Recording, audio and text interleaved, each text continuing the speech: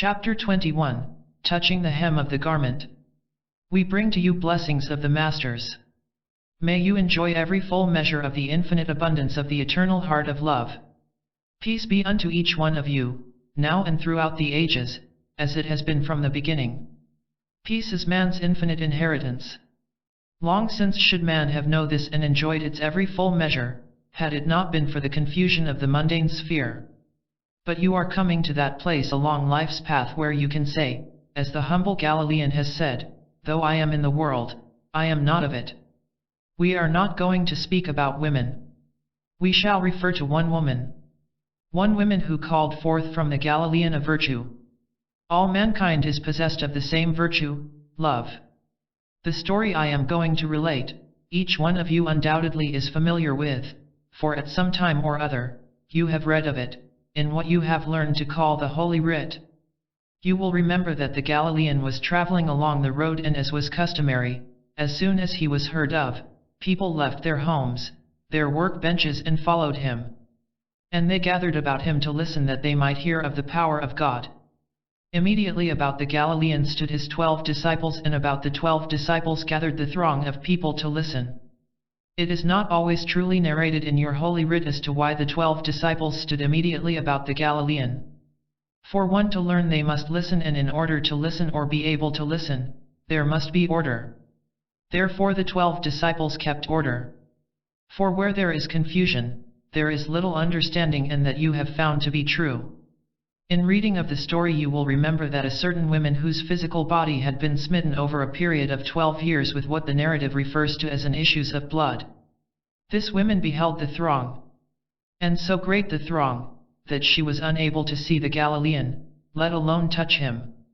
And as she stood at the edge of the throng with the desire to behold his countenance, to come in closer contact with him to receive a healing to her body, the desire so welled within her that at last she bent to her knees, that symbolizes humility in thinking. And as she bent to the ground or knelt to the ground, she crawled on her hands and knees between the feet and legs of the throng and touched the hem of his garment. What is man to understand from the press of the throng? When man has the spiritual significance of the narrative and he understands contact with God, the press of the throng is but symbolic of confusion in man's thinking. As her desire became great that she might receive a blessing to the healing of her body, she elevated her thinking and in consciousness humbled herself and touched the hem of the garment. What is man to understand by the garment of the Galilean? The garment means but one thing.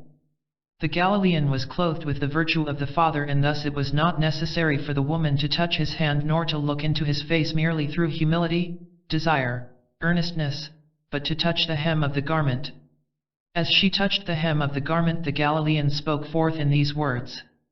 He said, "Who hath touched me? For this very moment a virtue did leave me."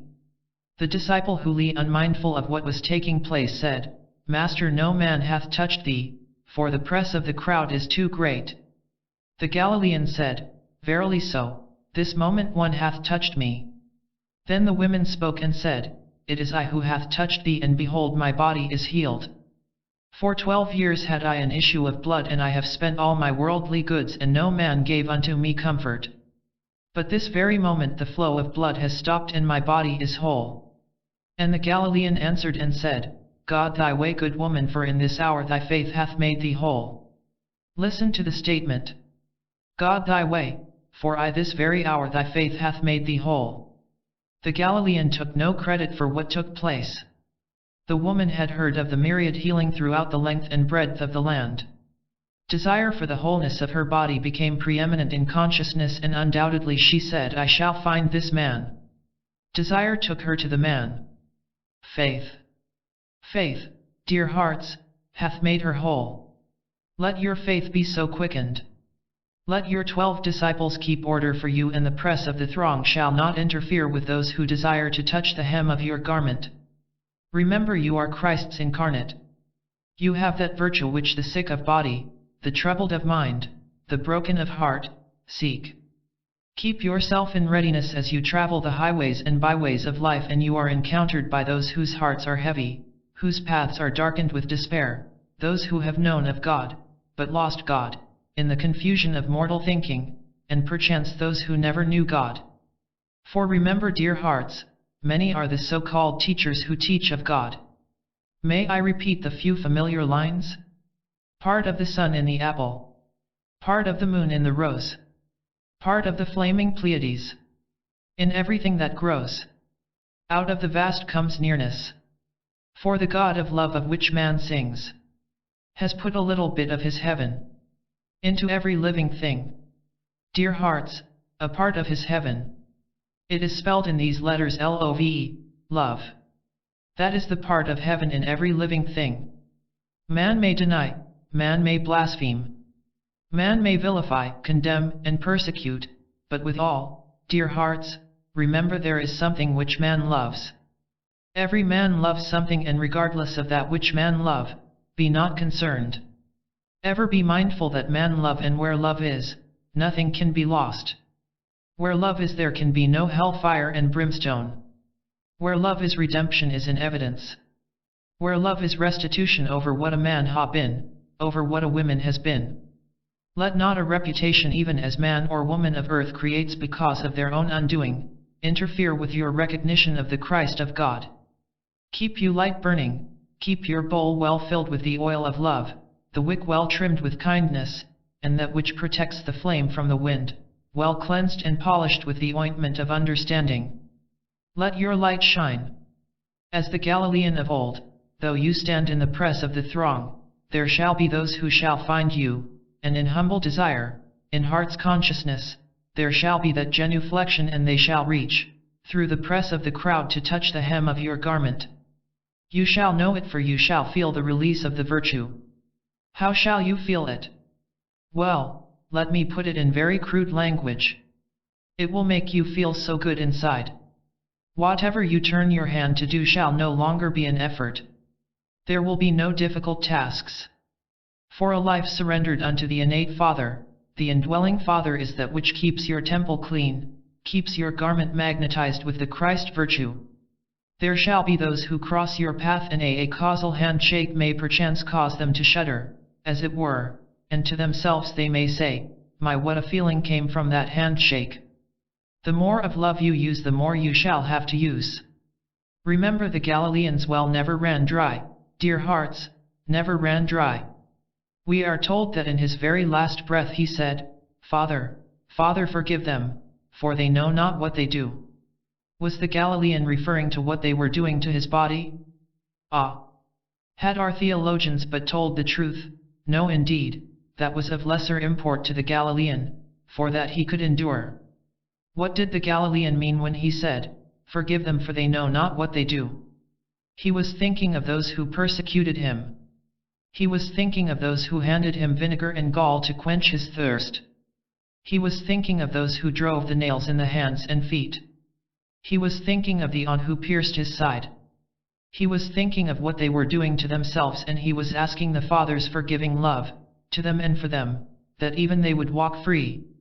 Yes, dear hearts, you have had vinegar and gall offered to you to quench your thirst. You have had nails of persecution driven in your hands and feet. You have had your side riven, and you have had placed upon your brow, time without number no doubt, the crown of thorns. Learn to say, "Father, forgive them, for they know not what they do."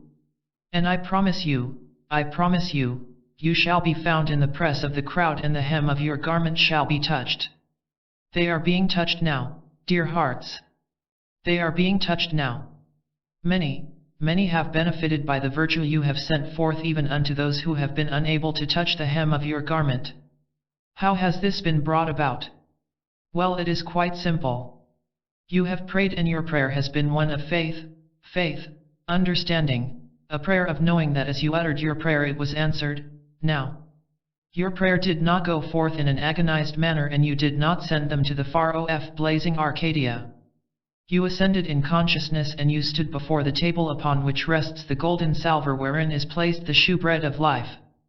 There you laid your loving, humble petition. And it became illumined with the lighted tapers and the golden candlesticks, placed upon the table of plenty at either end of the golden platter. That is fervent, effectual prayer. Good night. Bless you. Bless you. Bless you. Chapter 22. What is the Christ principle of God? With the humbleness of the all-creative principle in life we greet you. You have not walked alone. Ever since you have chosen the body which you now tenant, God's presence has been watching every path. Even as his eye has been upon the sparrow, it has been upon you. From incarnation to incarnation has he followed you. There is no separation in God. Now, it is desired of you that you fulfill the purpose for which you truly desired, the body which you now own. Listen carefully, the greatest joy in life is service, the greatest power in life is love, and the greatest battle in life is the battle against oneself. There is a difference between riches and wealth without riches is meaningless.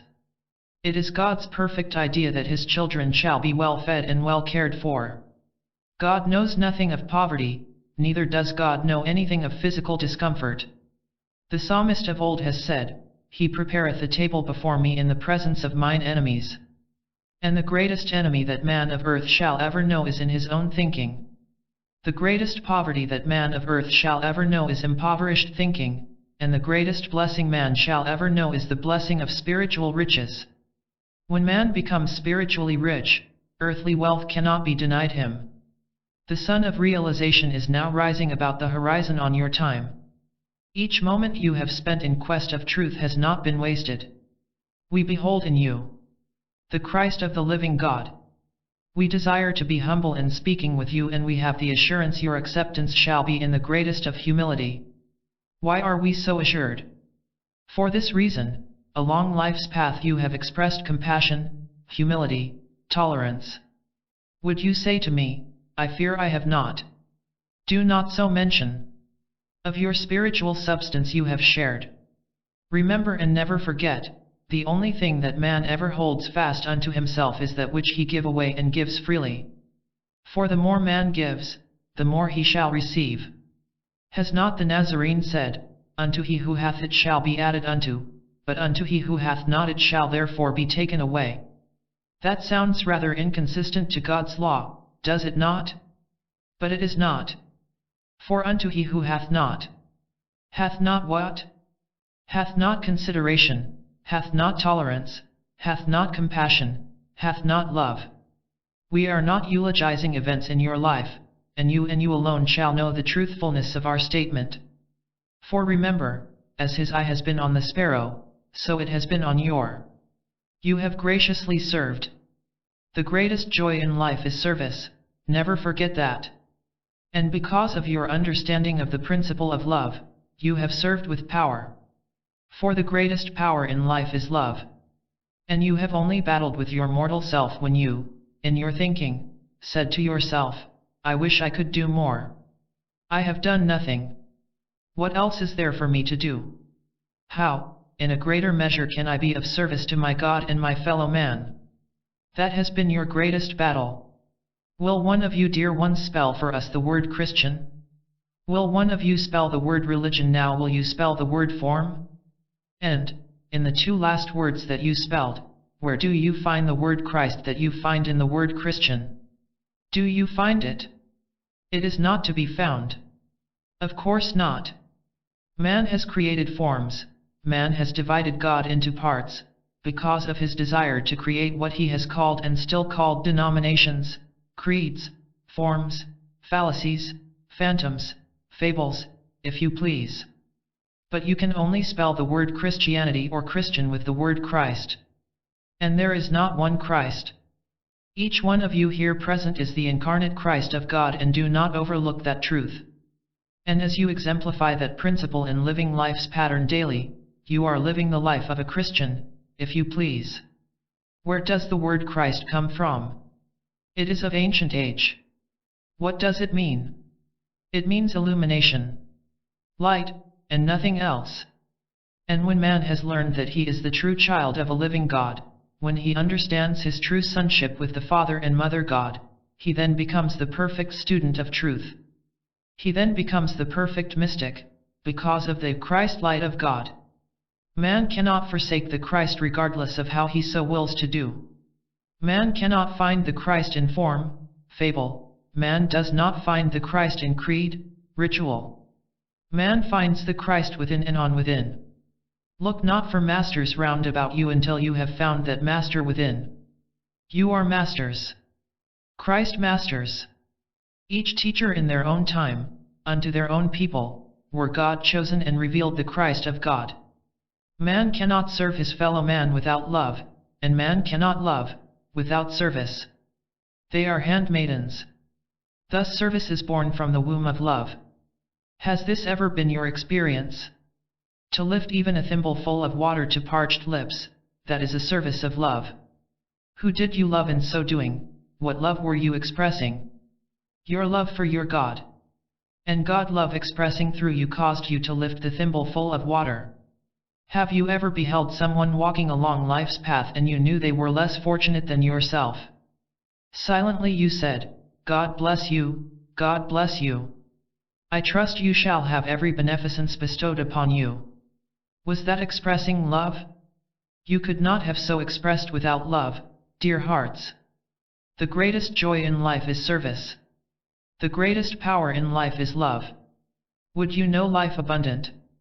Love doubled, for all you give? There is a means no surer than helping someone to live. And the Galilean said, Inasmuch as ye have done this unto the least of these my brethren, ye have done it unto me. He, the man Jesus? Nay, unto the Christ of God, not unto the physical. Unto whom does man render service in befriending his fellow man? Yes, I will agree with you, he beholds the flesh temple before his physical eye, but unto whom is the service rendered? Unto whom is love expressed, that which the physical eye does not see, the innate Christ of God? This next statement I make lovingly, but I make it that you might know. Man may forsake forms, religion's dogmas, and religious creeds. Those are man-made, mortal conceived. And I must be careful, yet I desire to be daring that you are able to separate the mixture. Why has man formed creeds? Isms? Unfortunately, it is born of greed. The unregenerate will desires to be a leader, and it is only the regenerate will that can lead. Mind you, you may forsake form, you may disregard creeds, you may bury the phantom in the dust of itself, but you cannot forsake the Christ. You cannot forsake yourself. Thus the humble Nazarene likewise said, What shall it profit a man if he gain the whole world and lose himself? You do not read it in that manner. This is the interpretation you have, what shall it profit a man if he gain the whole world and lose his soul? Man cannot lose himself and man cannot lose his soul identity with the great oversoul of the universe. It is impossible, hence the blessing of creation. Rebirth. Man may deny his sonship with his God, but, before the curtain falls on the last physical scene, as it were, he shall find himself. His true relationship with God. The greatest joy in life is service. The greatest power is love, and the greatest battle in life is with oneself. Battle as you may, eventually, as some have termed it across the treadmill of life, man finds himself. The Christ light of God is principle. Is not a form, created, instituted, and conceived in mortal mind. May I repeat, Christ of God is principle, and he or she who follows the Christ principle is a Christian, and that which they teach is Christianity. And that is the difference between man conceived, may I say alterable, and the true principle of life. Now, may I be pardoned for speaking of my earthly experience, for the reason that I could not deny the light of truth, as it made itself evident in consciousness, and follow along in the narrow path of orthodox theology. I was excommunicated, if you please, from the august body of the clergy. But I have not yet been excommunicated from God. What will you follow forms? What in consciousness shall you become absorbed in or with? Fables, idle fancies, or principle? Principle is livable with every breath you take. For it is God principle which gives you the power to breathe. Forget it not. And we find you radiating the Christ principle. There is work to do here on this mundane sphere of life, and we of the council need collaborators. The vines are weighing heavy with grapes, and the fields are ripening. We are in need of those who shall go forth and garner.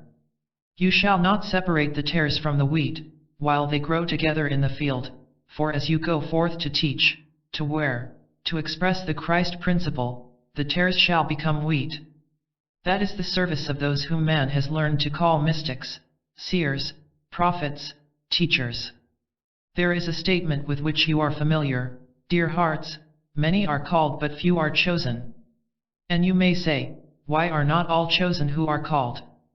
Let me repeat the statement, many are called but few are chosen. Who makes the choice? Only the ones who are called. We call, dear hearts, in this hour we call, you shall contemplate the call. It is not mandatory that you shall answer. The Christ of God shall not forsake you if you deem it unwise to answer, if you deem it unwise to choose. For as you reckon time, sometime in another embodiment, you will hearken the call and make the choice. Why are you called? For the reason that you are now ready. Down through the ages while crossing life's sands, you have served and you have always chosen a path across which have passed those who are less fortunate than yourself. Now you are ready to launch your bark forth on the great sea of life. And all the knowledge you have accumulated now ripens into wisdom. And with wisdom, you are imbued with understanding. Yes, you are a Christ disciple. Not merely a disciple to the teaching of the man Jesus, and with him we find no fault, God forbid. But you are disciples of the innate Christ, the same Christ as dwelt in Jesus, Buddha, Zoroaster, Confucius, and myriads of other teachers too numerous to mention at the given moment, all Christ of the living God. How shall you serve?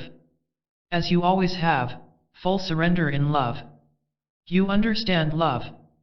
Some of you have laid your bodies on a very sacred altar, the altar of motherhood. In what greater manner can love be expressed than through devotion to bring forth a physical temple wherein dwells a soul seeking to express motherhood? Let no man of earth tell you otherwise. The fatherhood and motherhood of God, Father, the Creator, Mother, the bearer and sustainer, masculine, the Creator, and feminine, love. And let no man of earth confound your thinking. That is principle. Motherhood, blessed motherhood. In the stillness of your own soul's consciousness, dear hearts, ponder the call. You have been rebellious in only one manner, dear heart, you have been rebellious unto error.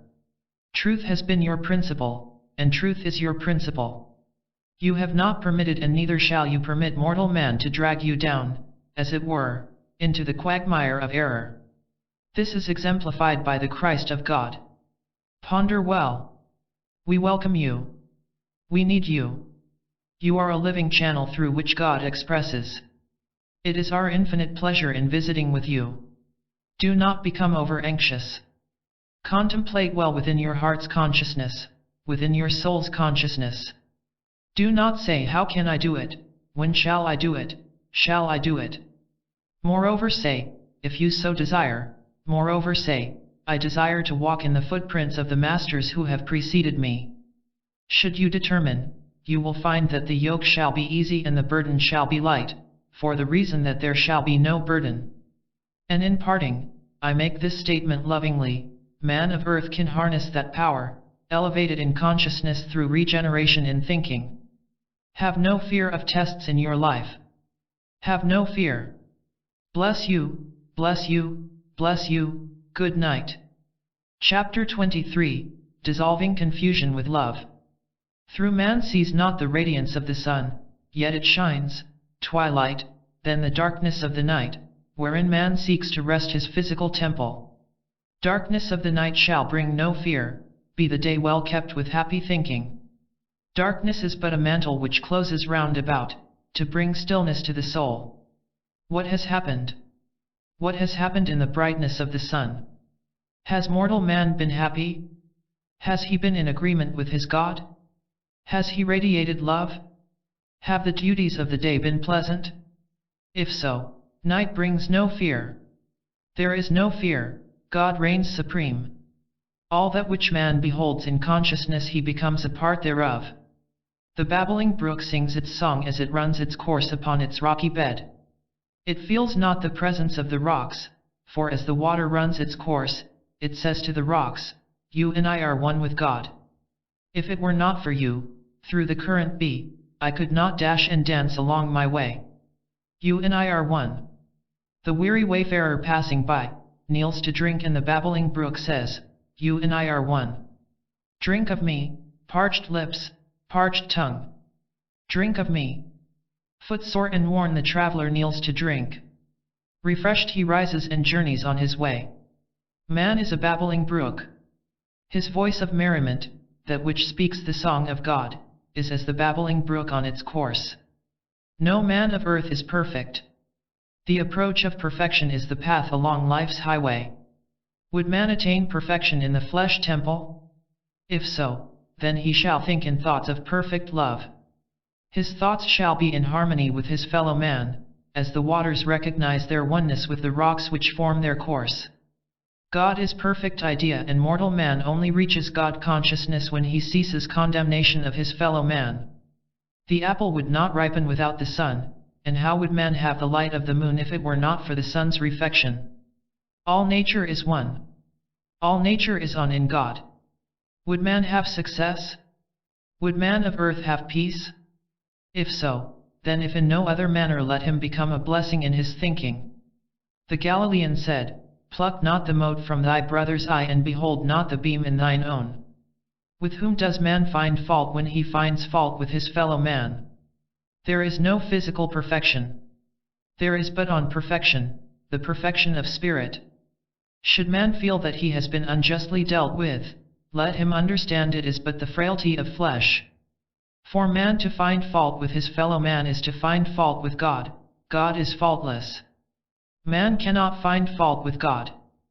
For if he endeavors to find fault with God, he is but finding fault with himself. What matters to man of earth? What matters to man of earth how his fellow brother lives? When man of earth beholds the perfect image and likeness of God, he will learn to bless the likeness of God and disregard the infirmity of the flesh. Many a master of ancient days has walked the highways and byways of life in the physical temple, clothed with tatters and rags. God is no respecter of persons. We of the council, as we have told you, are interested only in what man is, not who he is. He is spirit. Why do we speak to you in this manner? Dear hearts, life's path is endless and to this very moment you have met with all manner of man, and yet there are men and women to meet. You are called and as you have answered this call, you have made a choice. And you have been called for the reason that you have been crossing life's sands for eons of time. Experience brings wisdom. Experience brings wisdom. Love is God in manifestation. We shall never hear you say, I have a regret in my heart. Dear ones, whatever the situation, circumstance, or condition may be, we shall ever hear you say, I am happy that God has chosen me, to say, bless you, bless you, bless you. Ah yes, beloved, there have been storms, but you have passed through the storms. Remember and never forget, you were guided from the destruction of the rugged, rocky coast and your ship found snug harbor because someone loved you and in some moment said, God bless them, wherever they may be. God bless them. The Apostle Paul made this statement, evil communications corrupt good manners. And as the Apostle Paul made that statement, truth it is. There are no evil communications in love. When you meet with that which gives the appearance of controversy, regardless of the avenue through which it is expressed, do not become alarmed, for even he who conducts himself seemingly unjust and may not be of your opinion, remember his is a child of God. As the water of the brook recognized its kinship with the rock upon which it moves, so all mankind is one.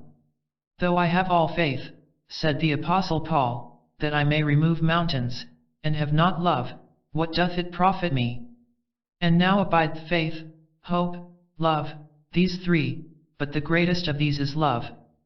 The lowly Galilean said, if thou be smitten upon one cheek, turn ye the other. He spoke but of tolerance. Of what was he mindful? That all mankind are of the one kinship, the image and likeness of God. Would you be released from adversity?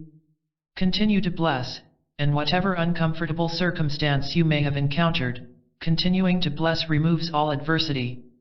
We are endeavoring to lead you in the light of God. Night shall not frighten you. There shall be no night time of doubt. There shall be no night time of confusion. All confusion melts into its nothingness in the presence of love. Remember, God is love, and regardless of man's physical actions, all are of the one Spirit, the image and likeness of God. Continuing to bless, the one whom you bless becomes receptive to your blessing, and the frailties of the flesh are overcome. I behold you God's image and likeness. The rocks and the water are of the same Creator. We speak in this manner at this moment, lest in that hour which you have learned to call the future, you may become prone to accept discouragement.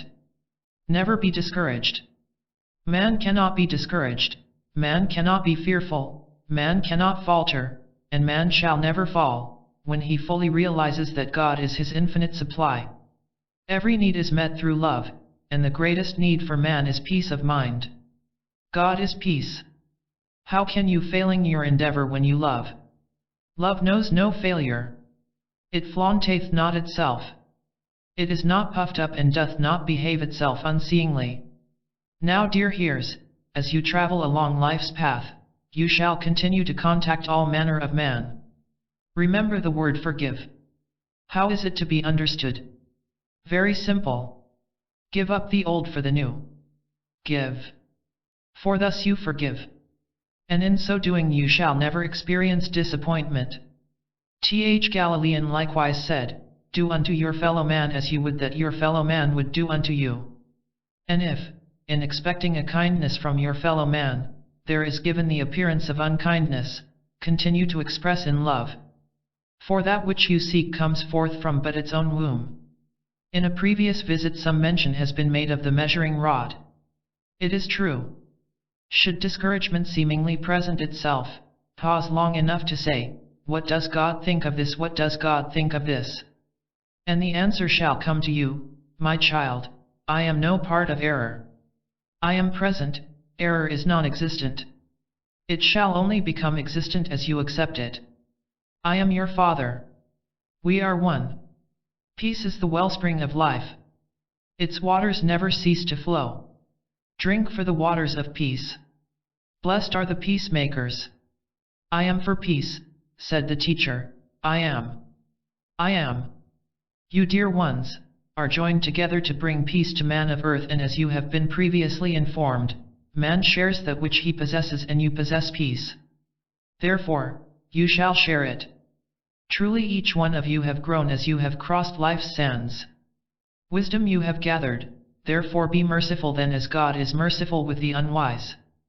For they too, as they continue their travel across life's sands, shall become wise. And they shall gather wisdom because your path has crossed with theirs. Wisdom knows no condemnation. Let me again quote the Apostle Paul, evil communications corrupt good manners. As a man thinketh in his heart, so is he. When that which has become worn threadbare in your consciousness, it is of no longer service to you, dear hearts. Cast it out. Give up the old for the new. Be not as Lot's wife, do not take on little peak, for a peak to the worn-out past retards man's onward progress. Let the words of my lips and the meditations of my heart ever be acceptable in thy sight, O God, my rock and my salvation. If you had a wound on your body and you were seeking to heal it, would you keep picking at it to see if it were healing? It would but aggravate it, would it not? Therefore, unto Caesar that which is Caesar's and unto God that which is God's, it is love that brings us to you. Each step you take is but another step in the path of progress wherein you shall be able to share the great comforts of life, peace unto your fellow man. Yes, you shall gather sweet grapes for the wine press. And to each one of you here present, this we grant. Peace. There is a way which seemeth right unto a man, but the end thereof is death. The spirit never suffers annihilation. Do not misunderstand the statement I am about to make, but if, when the human body lies cold and dormant, if that were the sum total of life's span, how well it would be for many who have become crushed with their wearisome burden, not knowing that the yoke upon their shoulders and the burden they carried was but the reflection of previous desire. Your God is merciful, without condemnation, all love, dear hearts. And in the great supreme idea, there are many gates through which man passes. As he discards one flesh form he but chooses another, because of the manner in which he lived in desire consciousness, while a tenant in the body he discarded. All of this wisdom you have. It is not a decree of God that man should so pass from rebirth to rebirth. He or she who lives in ignorance of that fact is the one who experiences such. He who has gleaned the wisdom of the liberation through rebirth is the wise child of God. And he has gathered that wisdom for the reason that somewhere along the path he has met one or many who have shared that truth with him and have brought the truth into the present incarnation. You, dear ones, are way showers, torchbearers. You have walked through dark valleys, and because you have walked through dark valleys with your torch of light lifted high, those who follow you walk not in darkness. We love you. We have endeavored to leave with you a few thoughts of encouragement. You should have never been called if you had not earned this right to serve. We bless you. Peace shall be your goodly portion. For out of the vast comes nearness, and the God of love of which you sing, has put a little bit of his heaven into every living thing. Love life. Love life, dear hearts, love it. It is not bitter. And because you love life you shall sweeten the cup of others. Good night, bless you. Chapter 24, Judge not. God is no respecter of persons. We thank you for this opportunity to visit with you. We trust we shall be ever able to leave with you words of comfort, encouragement, and in some wise help to brighten roads upon which you are traveling, both physically and spiritually. There is peace for man. It is within the keeping of each man of earth to live in peace. But man shall learn that it is he and he alone who shall establish peace.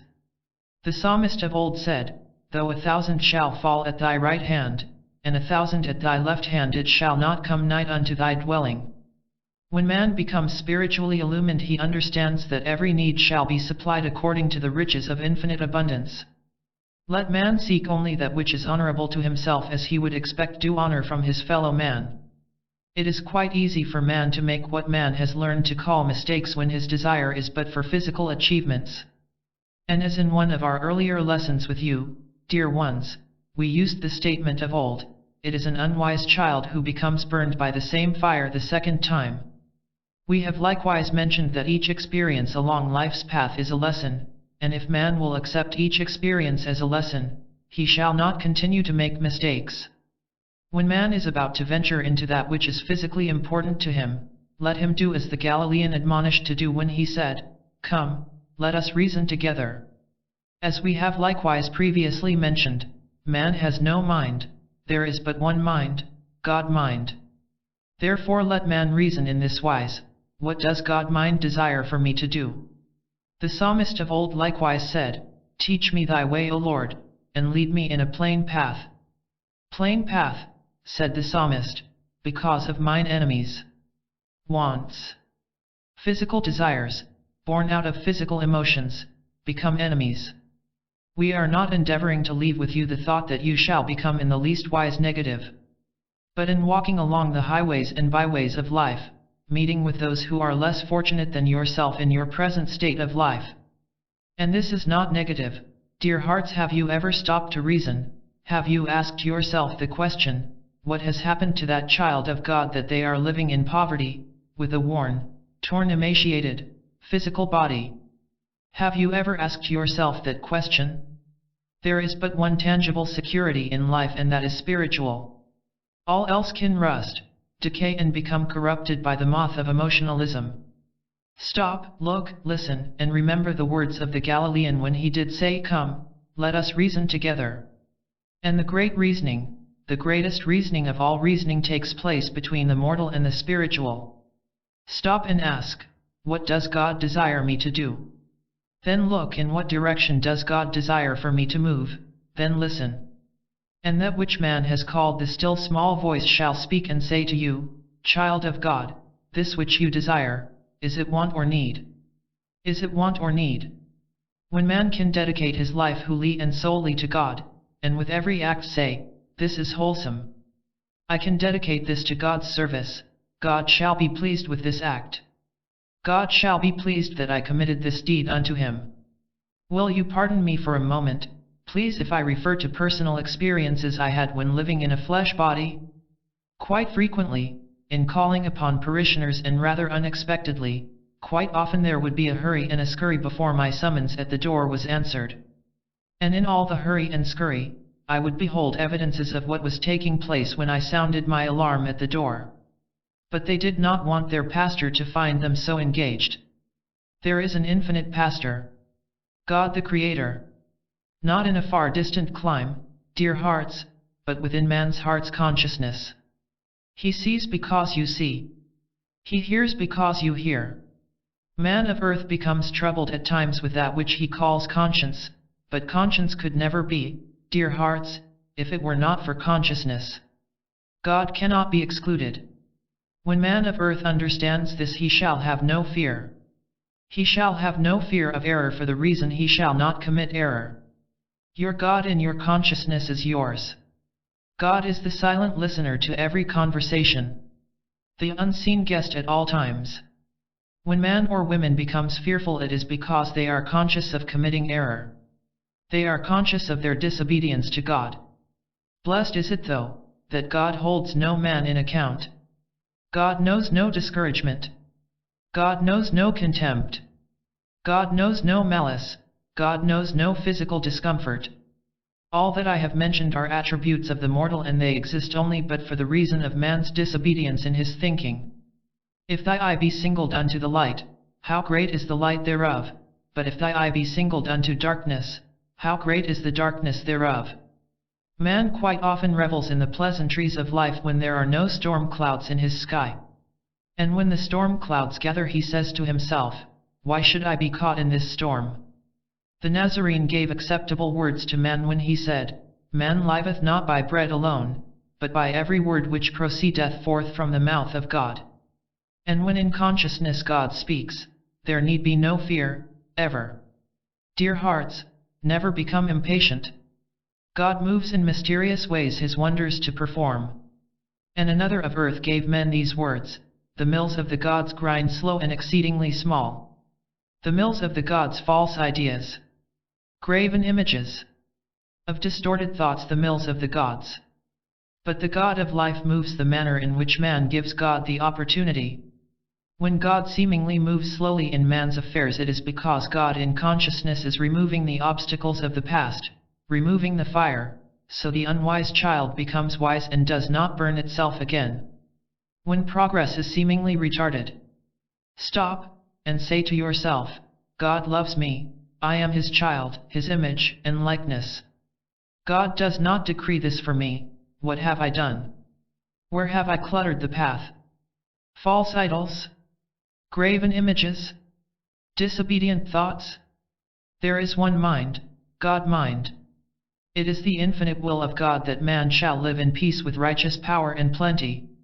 We quite often hear man of earth make this statement, "I will not turn a finger to help." Have you met along life's path he or she whom society call a derelict of society, but fortunately there are no derelicts of God? Where was the misdemeanor committed in the consciousness of he or she whom society calls a derelict? Moth ate through and rust decayed and corrupted, and he or she whom you behold as a derelict once enjoyed the fullness of God's abundance. We say to you, dear heats, the only tangible thing in life is spiritual, and man is worthy of every comfort, every peace of mind, every expression of God's abundance. May I repeat, it is not God's will that man should live in poverty. It is not God's will. But when man stops to say, Father, this would not be in my possession if it were not for you. You gave me the intelligence, you provided the avenue through which I traveled to acquire this. When my body became tired standing at life's workbench, you refreshed it with me, Father, and I shall take very good care of it. Dear hearts of God with malice toward none, as the statement has been coined, so true it is, God is no respecter of persons. Comforts, peace of mind, health of body have been found. Each one of you here present have been through centuries of time, as you reckon time, and been under the watchful eyes of your God. Man's God is as man thinks and lives in love. Forget it not, and the time is not far away, when you shall have sufficient of God's abundance, more so than is this present hour, and you shall be happy. You shall be happy, for you shall have learned of the fullness of God's immutable law of life. For every kindness, for every expression of love, for every service you have rendered to your fellow man, dedicated to God, your abundance shall be multiplied. Peace of mind? Oh yes. You have enjoyed peace of mind, but greater peace of mind you shall have. When you see smiling faces, more in number than you have ever beheld, sick worn bodies restored to health. You have given witness to a few, but in comparison to your experience of that which you have learned to call the future, that which you beheld is in the minority. And when, dear hearts, and when peace shall reign universally, because you have been good stewards of God, and you shall, for you are putting life's scale in perfect balance. Man of earth physically seeks to find his equal if he can, and quite often discard meeting a master because he does not behold the individual as his equal. And that is another caravan along life's road man misses. God is no respecter of persons, and we of the council are happy to continue to visit with you. Mind you well, dear hearts, spiritual perfection is never reached in the flesh, but with few exceptions. We do not find our collaborators spiritually perfect and do not expect to find them spiritually perfect, but we can lead you, dear hearts, and to the hour you have nobly followed. Now may we leave you, but before we do, in parting may we say, be of good courage. Rejoice. Let each word you speak ring with the sweetness of love, and ever continue to say, even though it may be silently so, bless you, dear hearts, bless you, I love you. You're our God's child, come up higher. It is using one's thought in a most thrifty manner. For remember, dear hearts, never forget, I admonish with you, for man to receive a blessing he must become a blessing. Even though it is silently, may I repeat, even though it is silently, say, bless you, dear heart, I love you, bless you. Thank you for your kindness, and go forth with God's breastplate and the sword of love. And how shall you use the sword of love? Well, it is simple, by separating the untruth from truth, by separating the unreal from the real, and the darkness from the light. Good night, dear hearts, bless you. Chapter 25, Do not interpret truth to suit yourself. We thank you for according us this privilege of visiting with you. We trust we shall be able to bring you some note of encouragement, as you continue your journey along the spiritual path which leads to the fullness of the great white light. It is not a cumbersome duty in accepting God's spiritual truth. And as we have previously stated, there are times when to all physical appearances you shall not be understood nor accepted. That which you reading the Holy Writ is ever enlightening to man of earth, as he applies himself to understand it.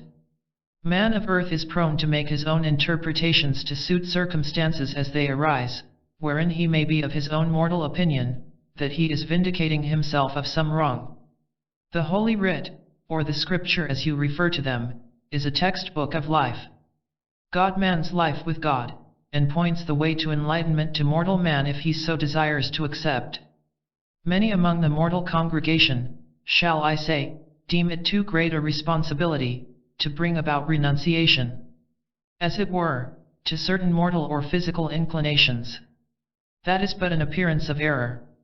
When man of earth seeks to interpret any truth to his own liking regardless of where the truth is found, he is not deceiving his fellow man to the degree that he is deceiving himself.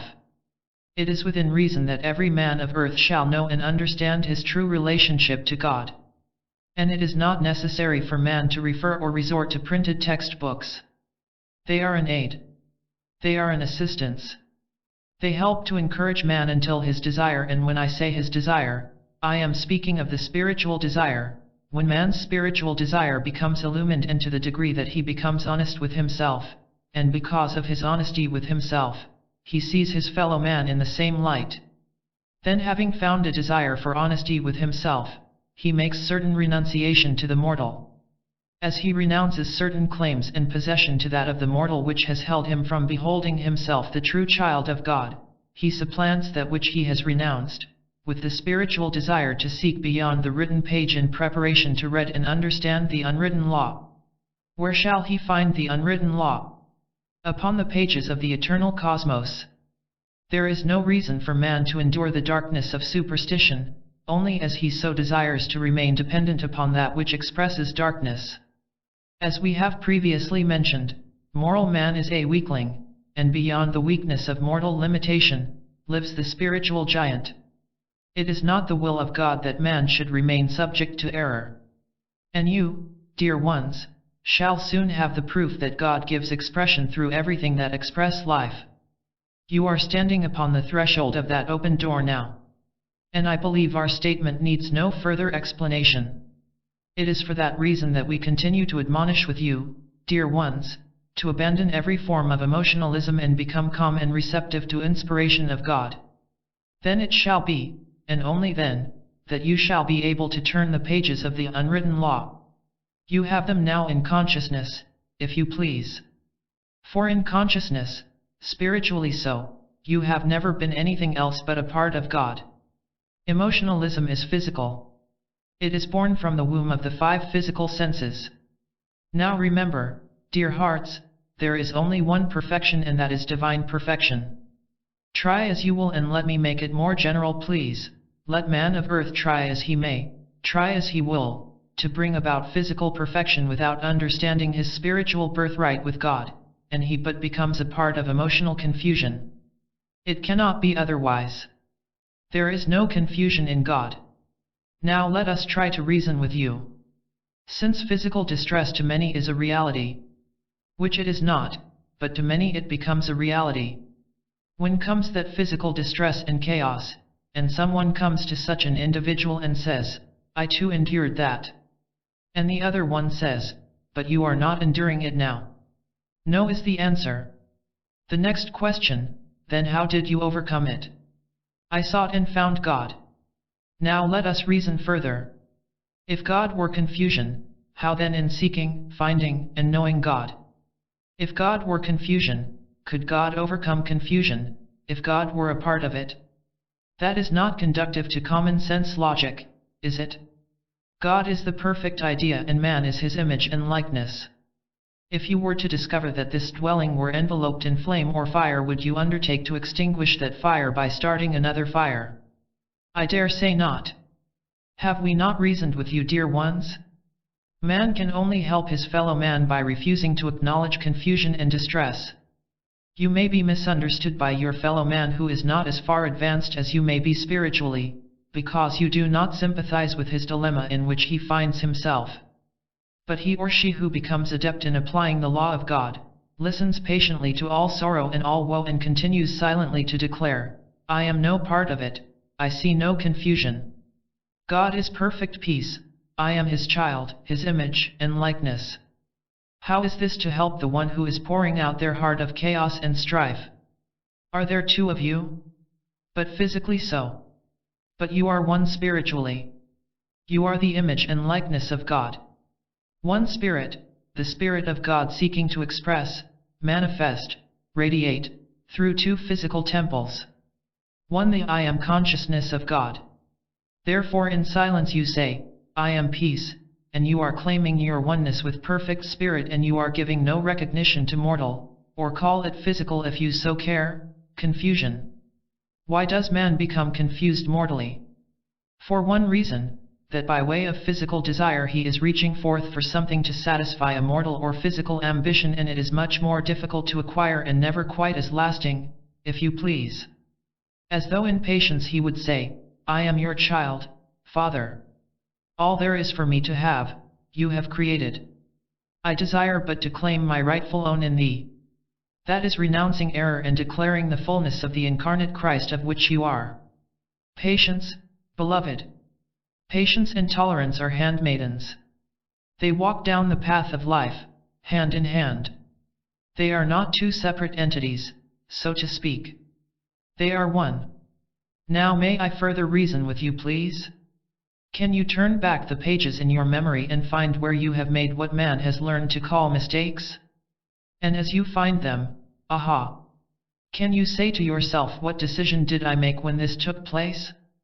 And how hasty was my decision? Why does man meet with what he calls unkindness at the hands of those whom he reckons as his fellow man? There is no mystery to it. There is no mystery to it. There is an immutable law. God's law is perfect. That is the immutable law of perfection. And there is a law which man in his mortal reasoning establishes, and mortally so, that becomes immutable and sometimes must be met. When man pauses to think upon himself as God's image and likeness with the desire of spiritual guidance, and all that which physically confronts him, this shall be his discovery. He may become physically disappointed. But what will happen?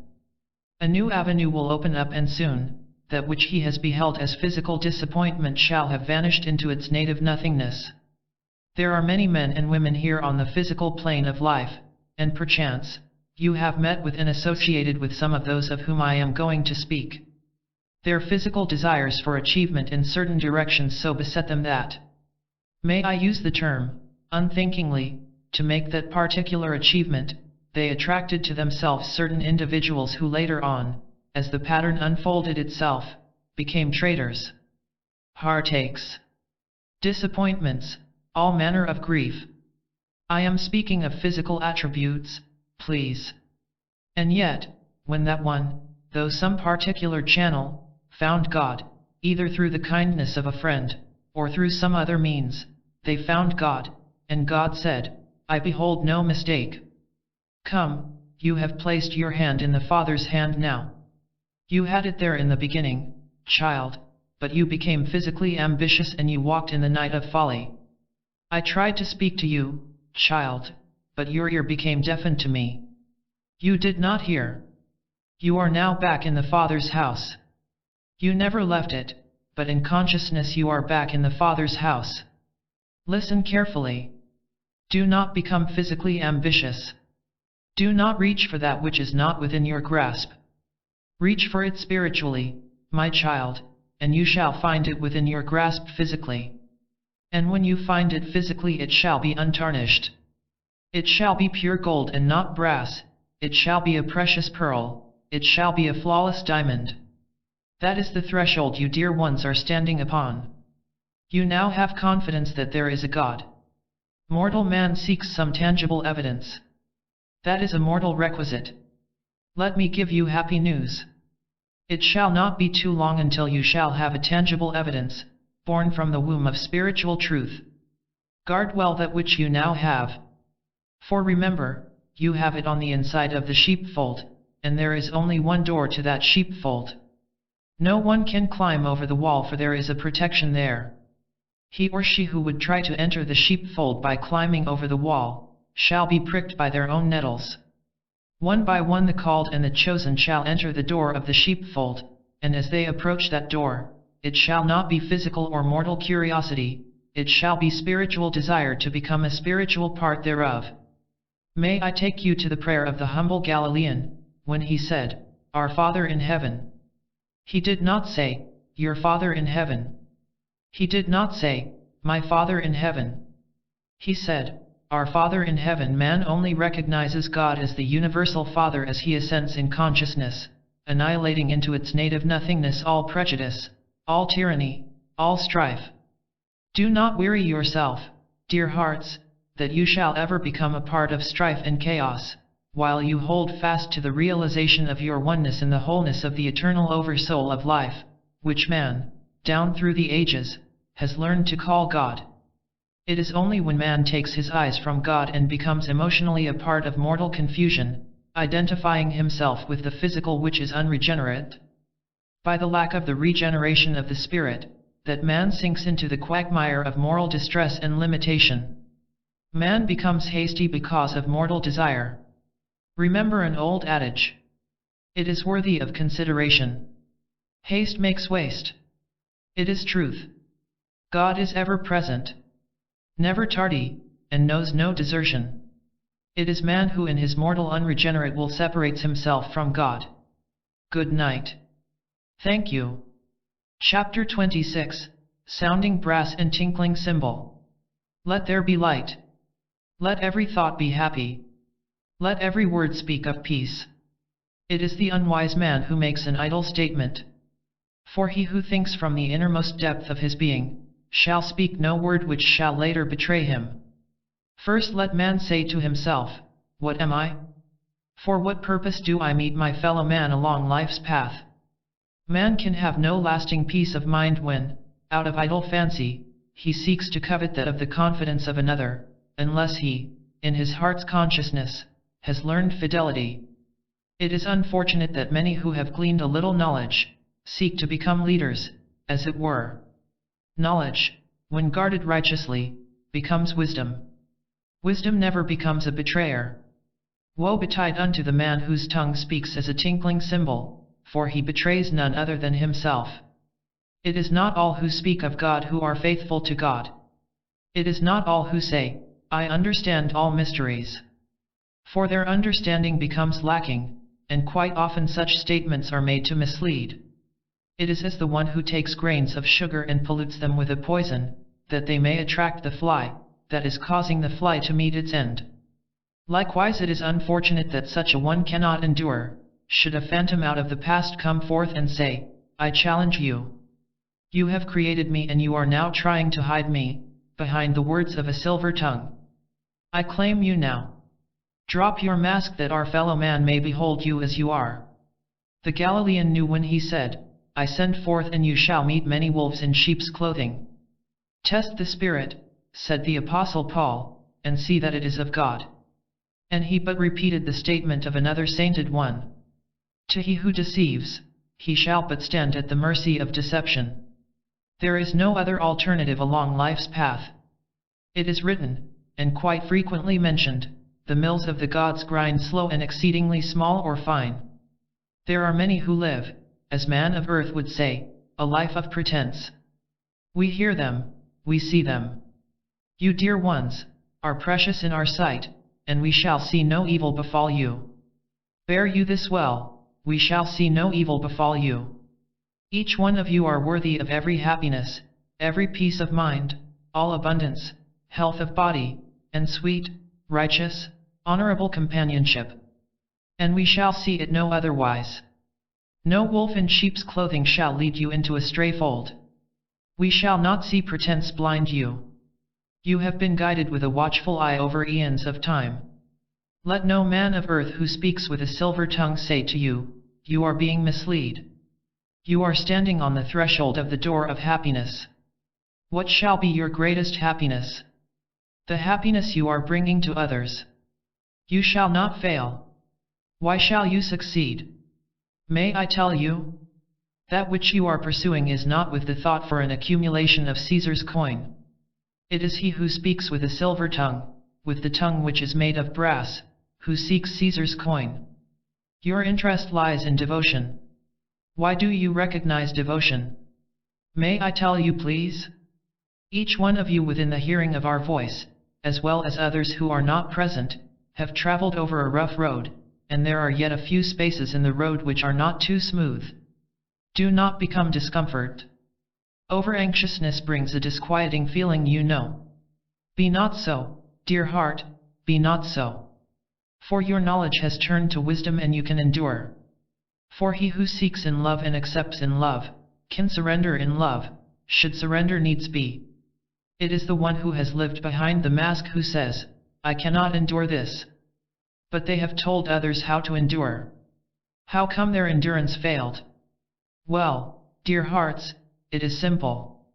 One cannot depend upon that which one has never possessed, can they? He who purports to possess principle and has it not, stumbles over his own rock of deception. You have within your grasp a priceless jewel, the pearl of precious price. Dear hearts, you are seeking your at-one-ment with your God, and you are seeking it zealously. Therefore, it is the pearl, priceless unto you. And, should the darkened hour cross your path, you can say, I have no fear, for I have been honest with my fellow man. That is the priceless pearl. Honesty, honor is earned, dear hearts. Man cannot buy it with Caesar's coin, that you know, honor, honor, honor. It is priceless. Test the spirit of man and see that it is godly. And when it has so proven to be, you can accept it as your sacrament in God, and you can so do without fear. Remember, honor is earned. It is priceless. Be at peace, dear hearts, let nothing fret you. Take your portion of life as you have it. Cherish it, look about you, behold those less fortunate than yourself, countless numbers they be. It is the kind you shall help. That is the stewardship entrusted in your care. That is the Father's business you are about. Be happy and let no man of earth deceive you by saying you are walking in the dark, blindly. You are not. You are walking in the light. There is but one love, and that is the love of God. And no man or woman of earth can say to another, I love you, and make that statement truthfully so, until that man or woman has learned the love of God. For without knowing the love of God, mortal love becomes as a sounding brass and tinkling cymbal. Love, yes, love, the greatest power man can possess. I love you, the greatest benediction ever pronounced. God bless you, I love you, sincerely spoken from the heart, without expectation of reward, heals the wounds of the universe. Forget it not, beloved.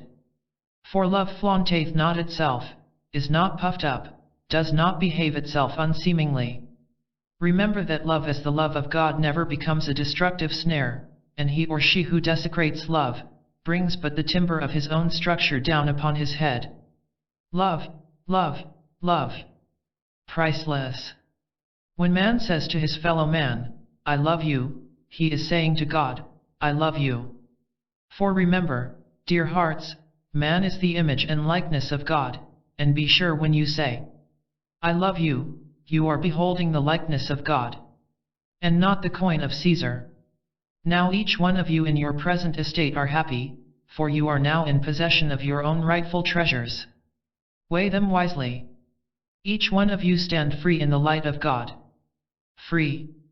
Unshackled, free. Love is freedom. What shall man barter for it? What shall he offer in its stead? Look within, dear hearts, and there find wounds that have been healed, and say, I am happy, I am happy. Dear hearts, never extend your hand openly to receive unless you are willing to accept that which is placed in your open hand. Look at the coin with the wisdom of the Master, and when love lays in your open hand, there is no room for Caesar's coin. Now, dear hearts, labor together, labor together. Remember you have a priceless cargo to deliver, a priceless cargo to share.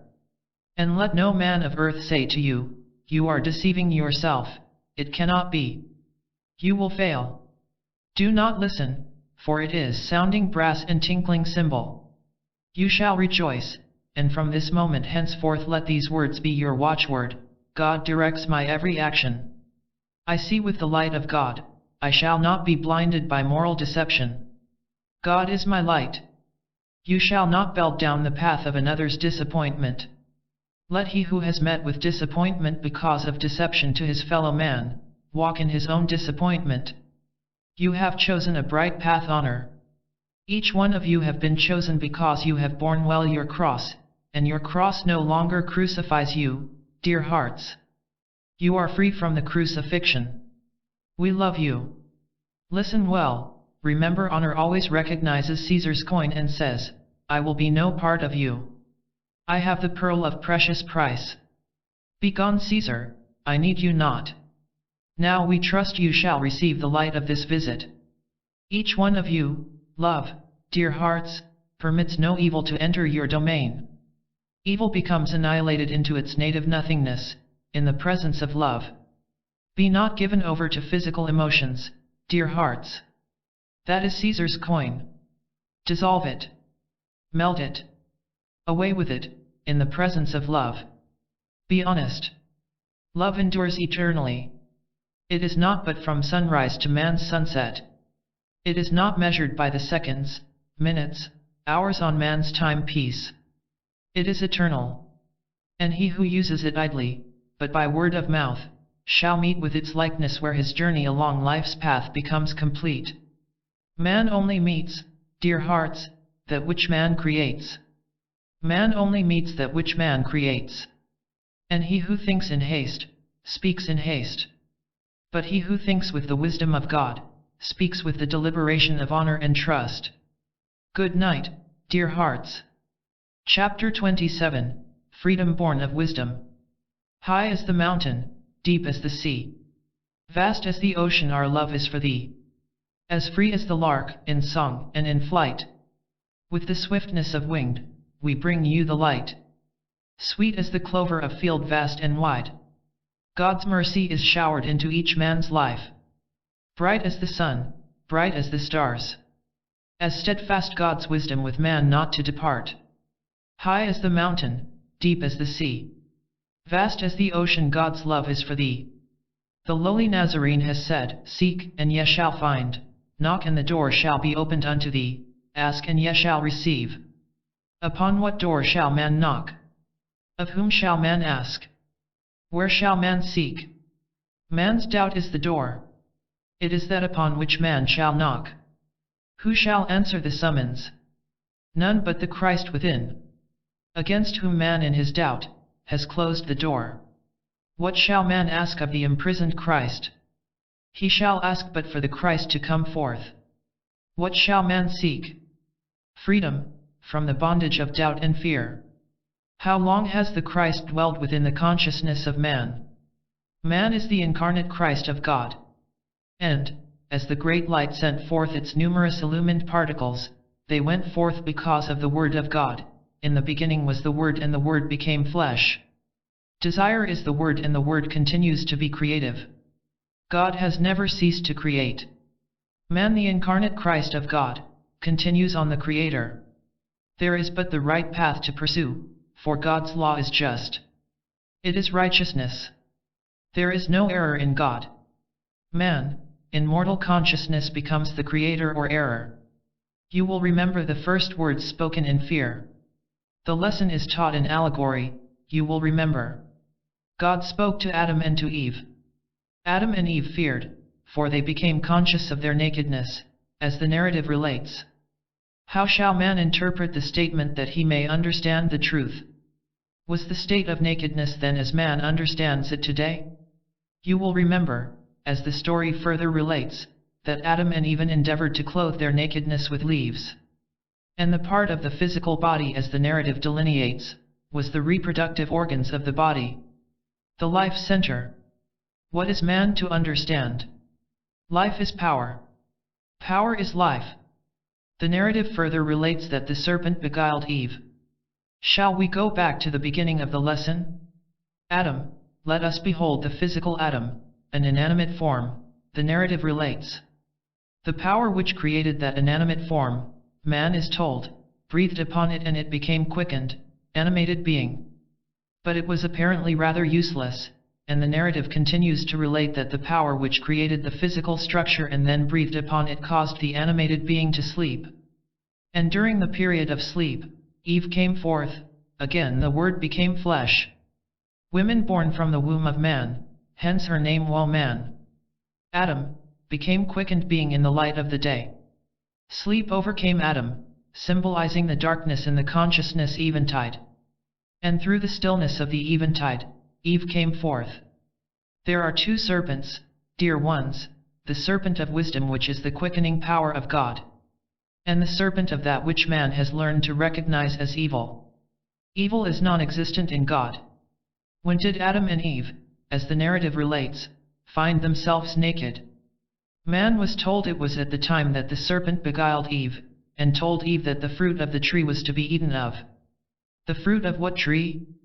The fruit of the tree of knowledge, does the narrative relate? But it does not relate the fruit of the tree of wisdom. Mortal conception deceives. That is the serpent which beguiles. Knowledge does not reveal the fullness of life. Wisdom does. Had Adam and Eve partaken of the fruit of the tree of wisdom, they should not have beheld their nakedness. They were naked, dear hearts, of the true revealing of God. The life centers had not become quickened, and to this day man lives in a state of superstition and doubt. Your men of science have a manner in which they explain the origin of life. The reproductive organs of the body are helpless to function without the light of the serpent of wisdom. Where lives the serpent of wisdom? In the heat's consciousness of man. You will read in your holy writ that in peace the child shall play at the hole of the asp, and the lamb shall eat straw with the lion. The lion, to man, has always been accepted as the king of the forest, and the lamb as the symbol of peace. The asp is the serpent of deception, the child the symbol of innocence.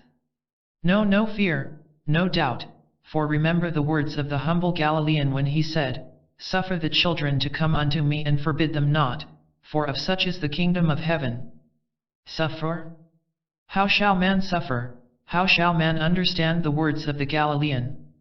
To suffer, it is but tolerance, patience, faith, courage, spiritual endurance. It is not chastisement. Mortal discipline, as man understands mortal discipline, is to encourage through patience. Man of earth has coined the statement, which reads in this manner, spare the rod and spoil the child.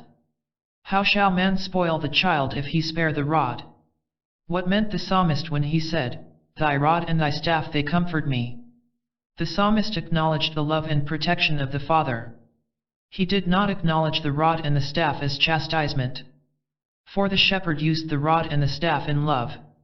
Man shall use the rod of love, he shall use the rod of love to guide the child. He shall use it in pointing the way to God, and thus the child shall grow in peace and love. And as the child becomes man, he shall not know the ferocious lion. For the lion shall be swallowed up in love. For there shall be no fear, and neither shall the child grow in fear of the asp. Thus the lamb, the child, the man shall eat straw with the lion. Thus the lamb, the child shall play at the hole of the nesting place of the asp, and in consciousness have no fear. The child shall never behold its nakedness or ignorance.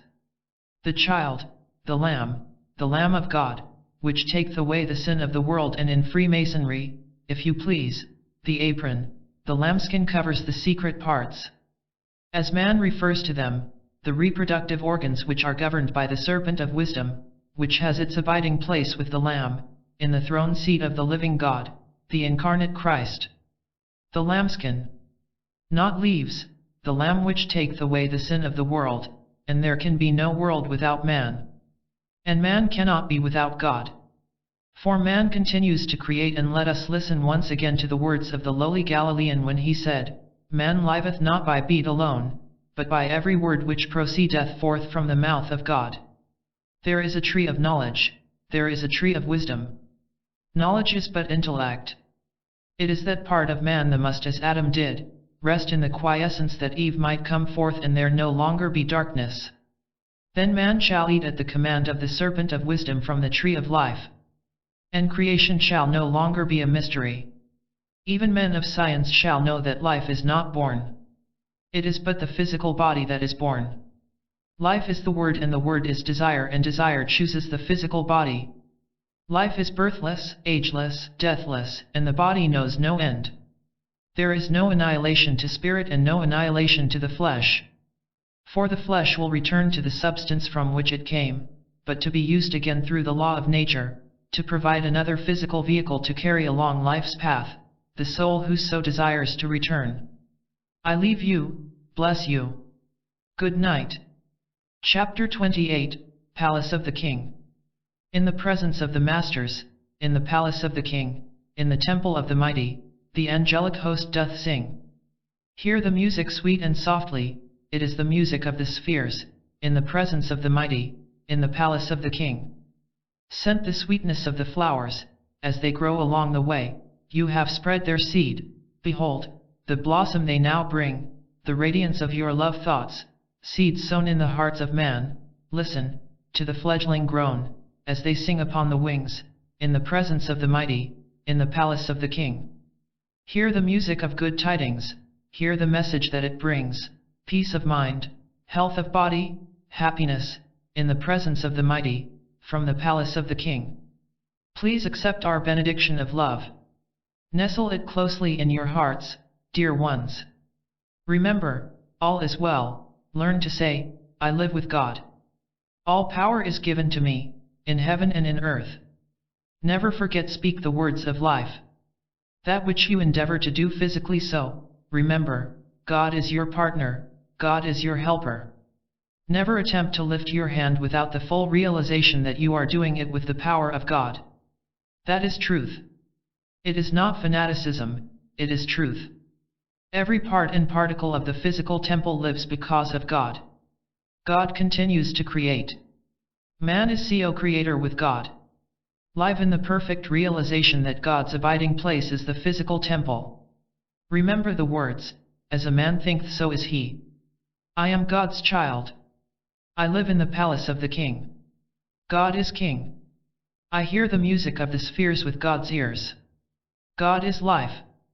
I behold the beauty of life with the perfect sight of God.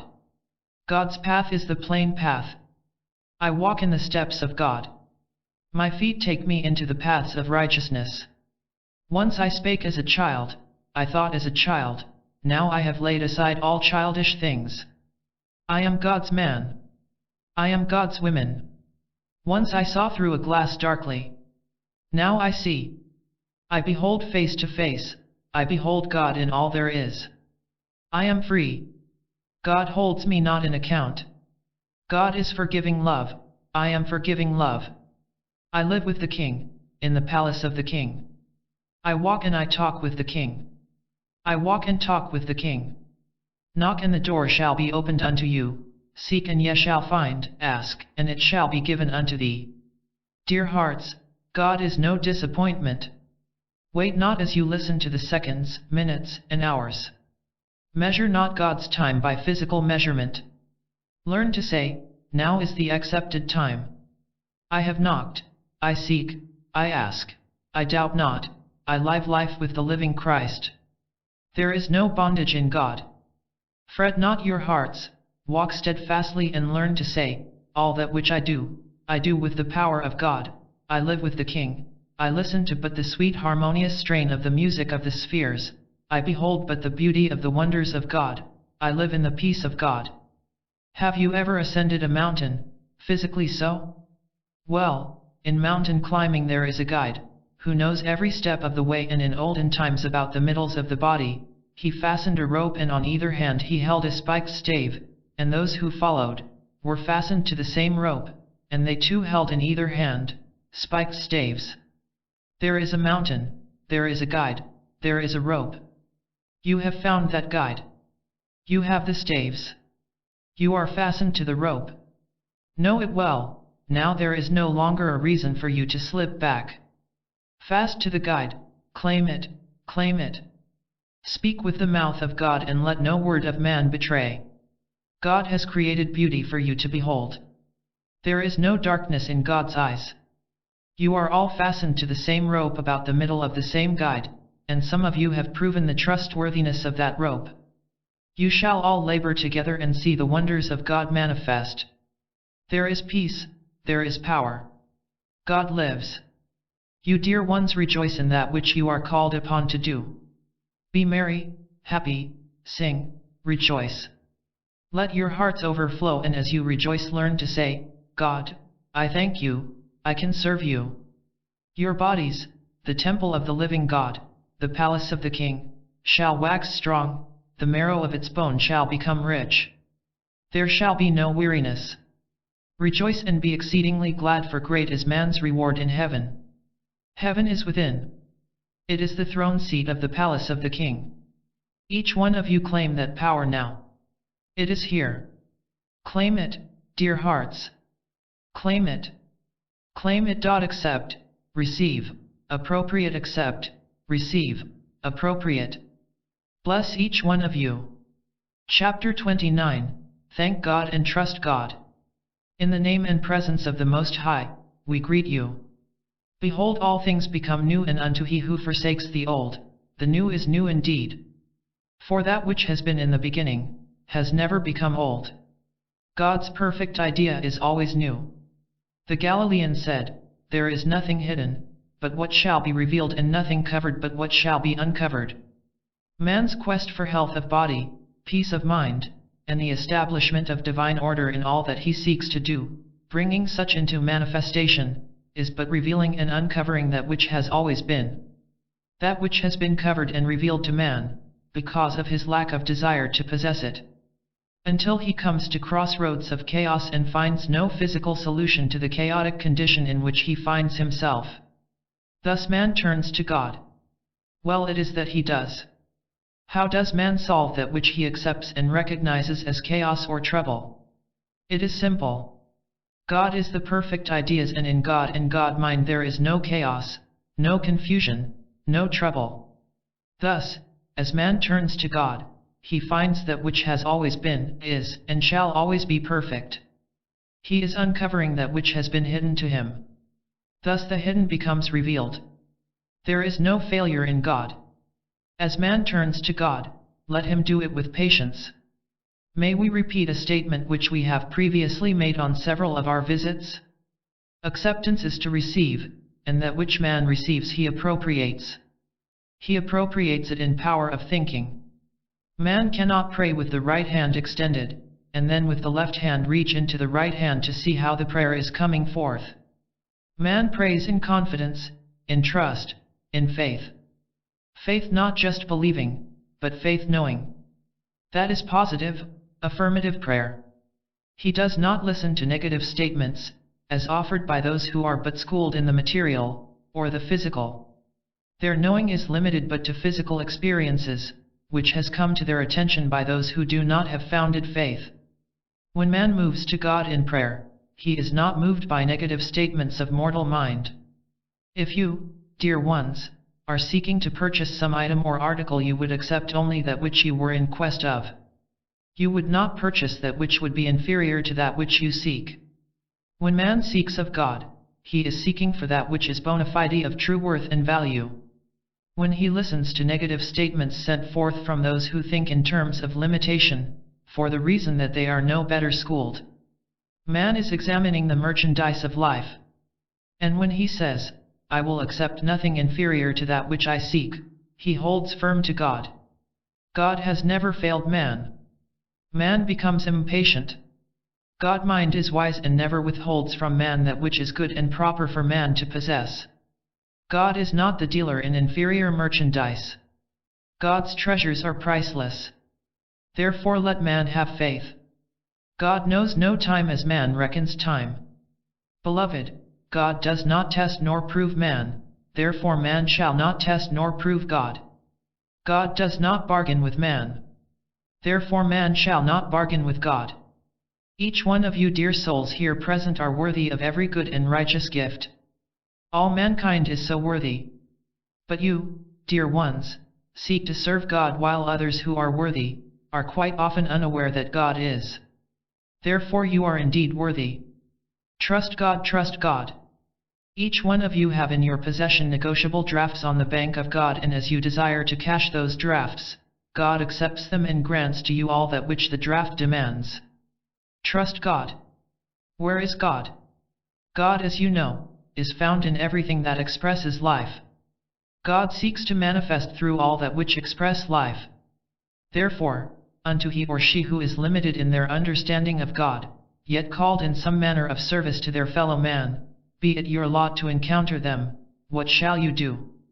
You shall bless them and behold that individual as yourself, the image and likeness of God. Should you be aware of the fact that they are limited in their understanding of God, how do you meet them? In the wise, as the Nazarene stood at the tomb of Lazarus, he said, Father, I thank you. Why did he then the Father? For the reason he beheld life and not death. The Nazarene knew that there was no death, no infirmity. Man's lack of understanding of God is but because of his lack of desire to know God. Therefore, as you meet such an individual, you are standing before the tomb of Lazarus and you say, Father, I thank you, Lazarus lives.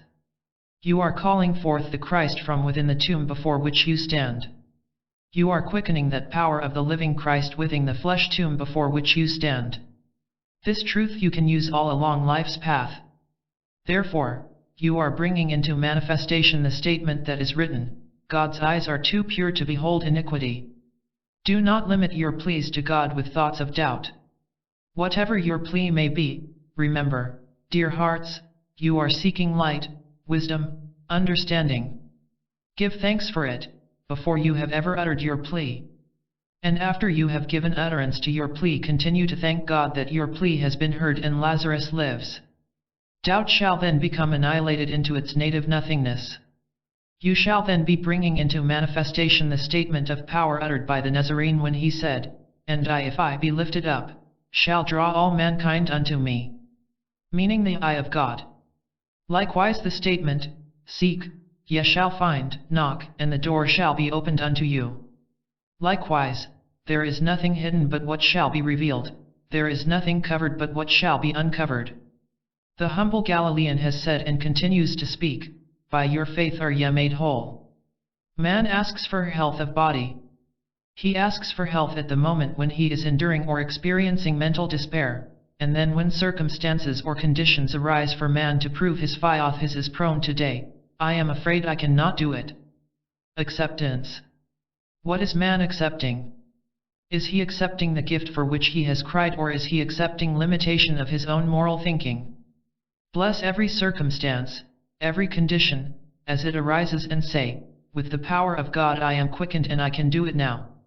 Where you seek the services of your fellow man, whether it be for health of body or peace of mind, bless the one through whom you seek aid and assistance. Bless them in this wise, you are God's child, we are one. All that which you have knowledge to do, I bless, and have no fear.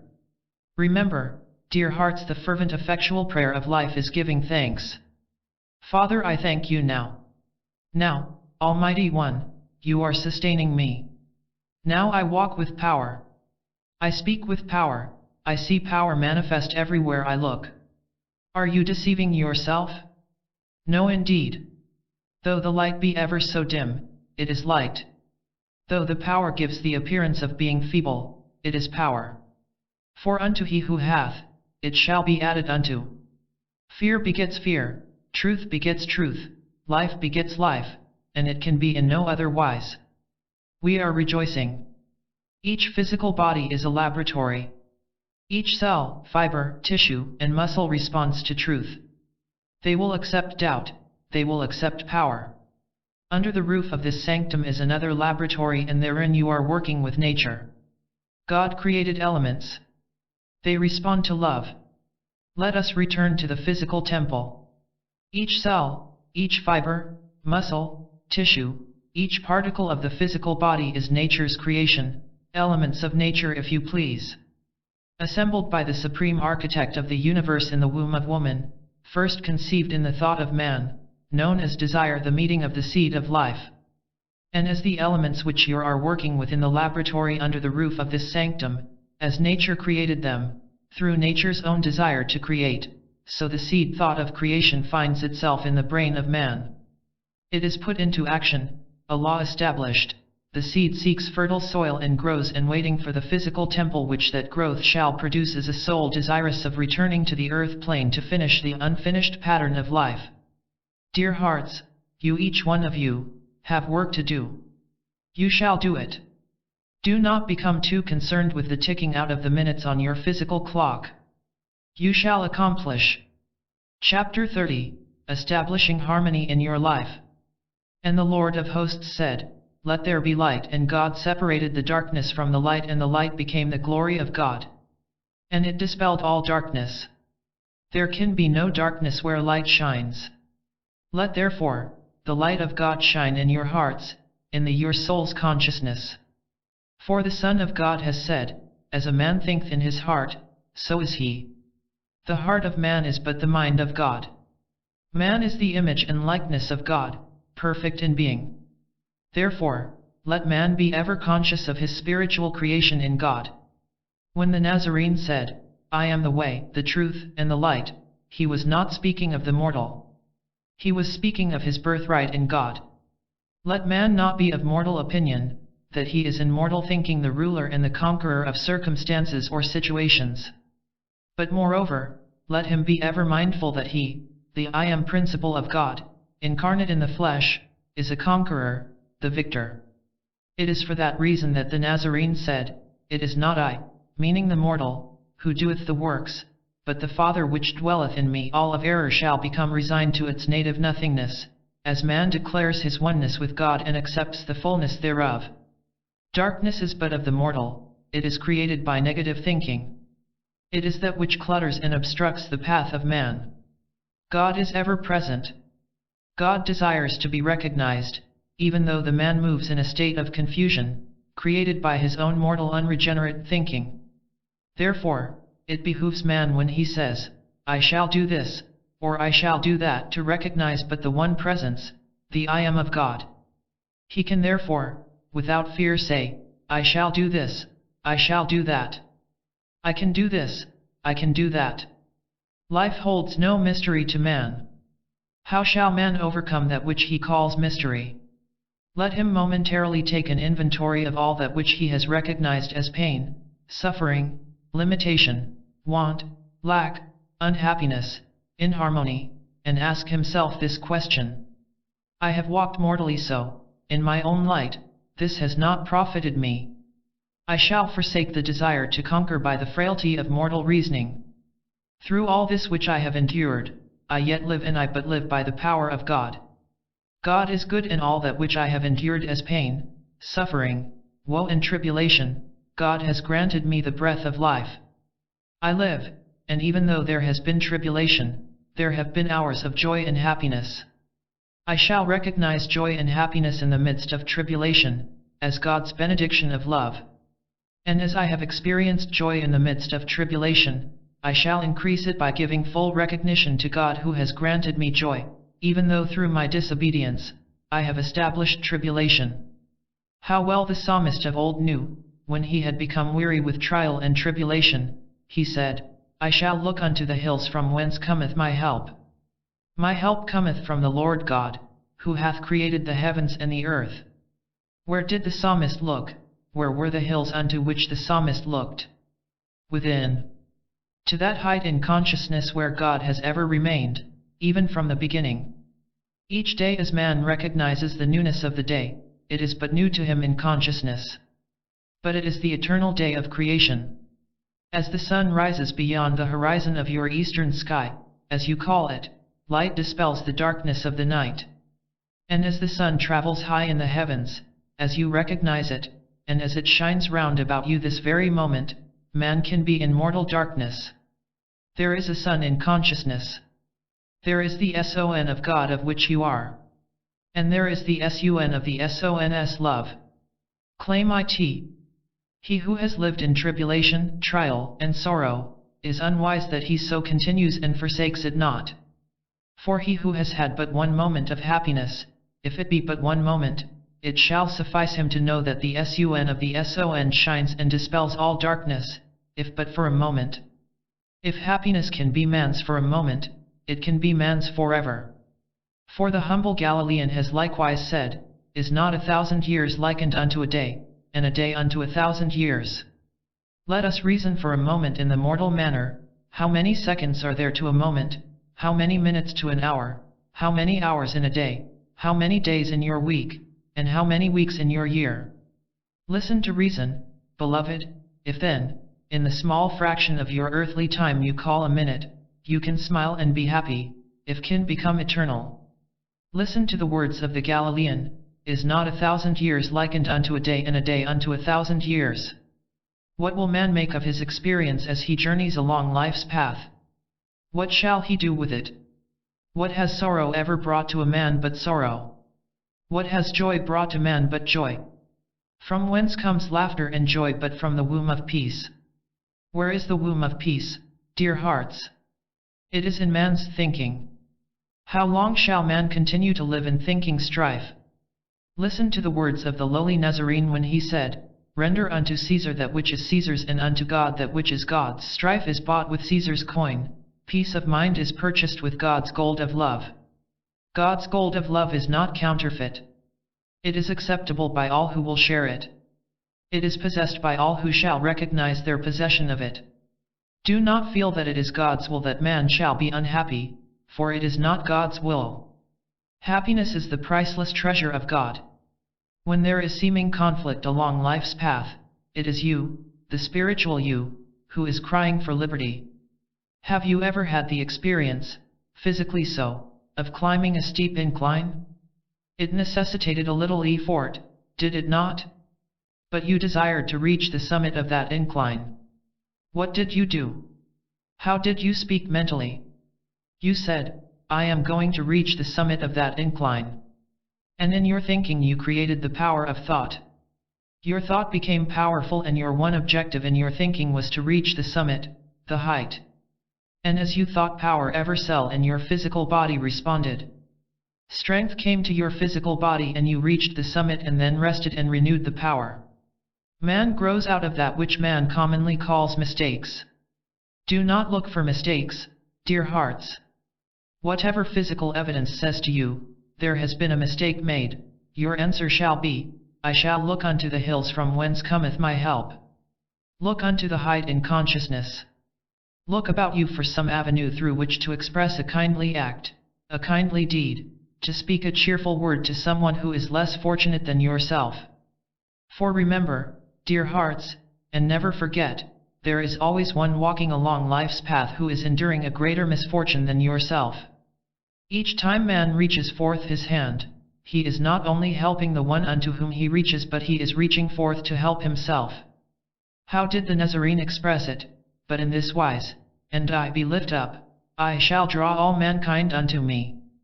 Man. The God-man unseen to the physical eye, is the Christ of God incarnate. As you reach forth to bless, you receive a blessing. It cannot be otherwise. Therefore the Nazarene said, become not weary in well-doing. Let there be a smile in your voice, no condemnation of another. And as you go forth seeking that which is rightfully yours, before you venture forth, bless your physical body. Bless every faculty you possess. And how shall you do it? In this wise, you shall say, I am God's child, created in His image and likeness. I have dominion over this body. I am in spirit a part of all that which expresses life. I bless all mankind with the same power of life as God has blessed me. I go forth to meet and to accept my good awaits me, for my good is God's creation. As I am created in the image and likeness of God, my good awaits me and all this good God has created and sustains. This is full surrender to God, full surrender in love. This is placing your all upon your altar of devotion to God which you have created in consciousness. Man speaks of conscience. How does man create in consciousness? There is a law of retribution. Who exacts that law of retribution? It is not of God. Man creates his own retribution by the manner in which lives in his thinking. But it is not necessary that man live with retribution. The appearance of retribution is saying this, there is no road left behind you, do not step back, child, for if you do, you shall fall into the abyss of error. The appearance of retribution likewise says, forward in the power of God. Claim your birthright of love. Live in the fullness of God's light. God's light is life. In God's light and life there is no darkness. What care you of what man says of you? Shall you accept man's disqualification and become a part of it? Never. For remember and never forget, God does not condemn nor disqualify His creation. That is but a mortal attribute, purchased with the coin of Caesar. It is a liar, it is a betrayer, a deceiver, a mocker of God. Have nothing to do with it. Hand it back to Caesar and forget it. May I leave these familiar words with you. There is part of the sun in the apple, part of the moon in the rose, part of the flaming Pleiades in everything that grows. Out of the vast comes nearness. For the God of love of which man sings, has put a little bit of His heaven into every living thing. Your fellow man is a part of you. There is a little bit of heaven in him, you know. And though he may speak but of mortal thinking, and speak in terms of disqualification, accept it not. See beyond that, and what are you to look for? You are to look for that part of the sun, which is in the apple.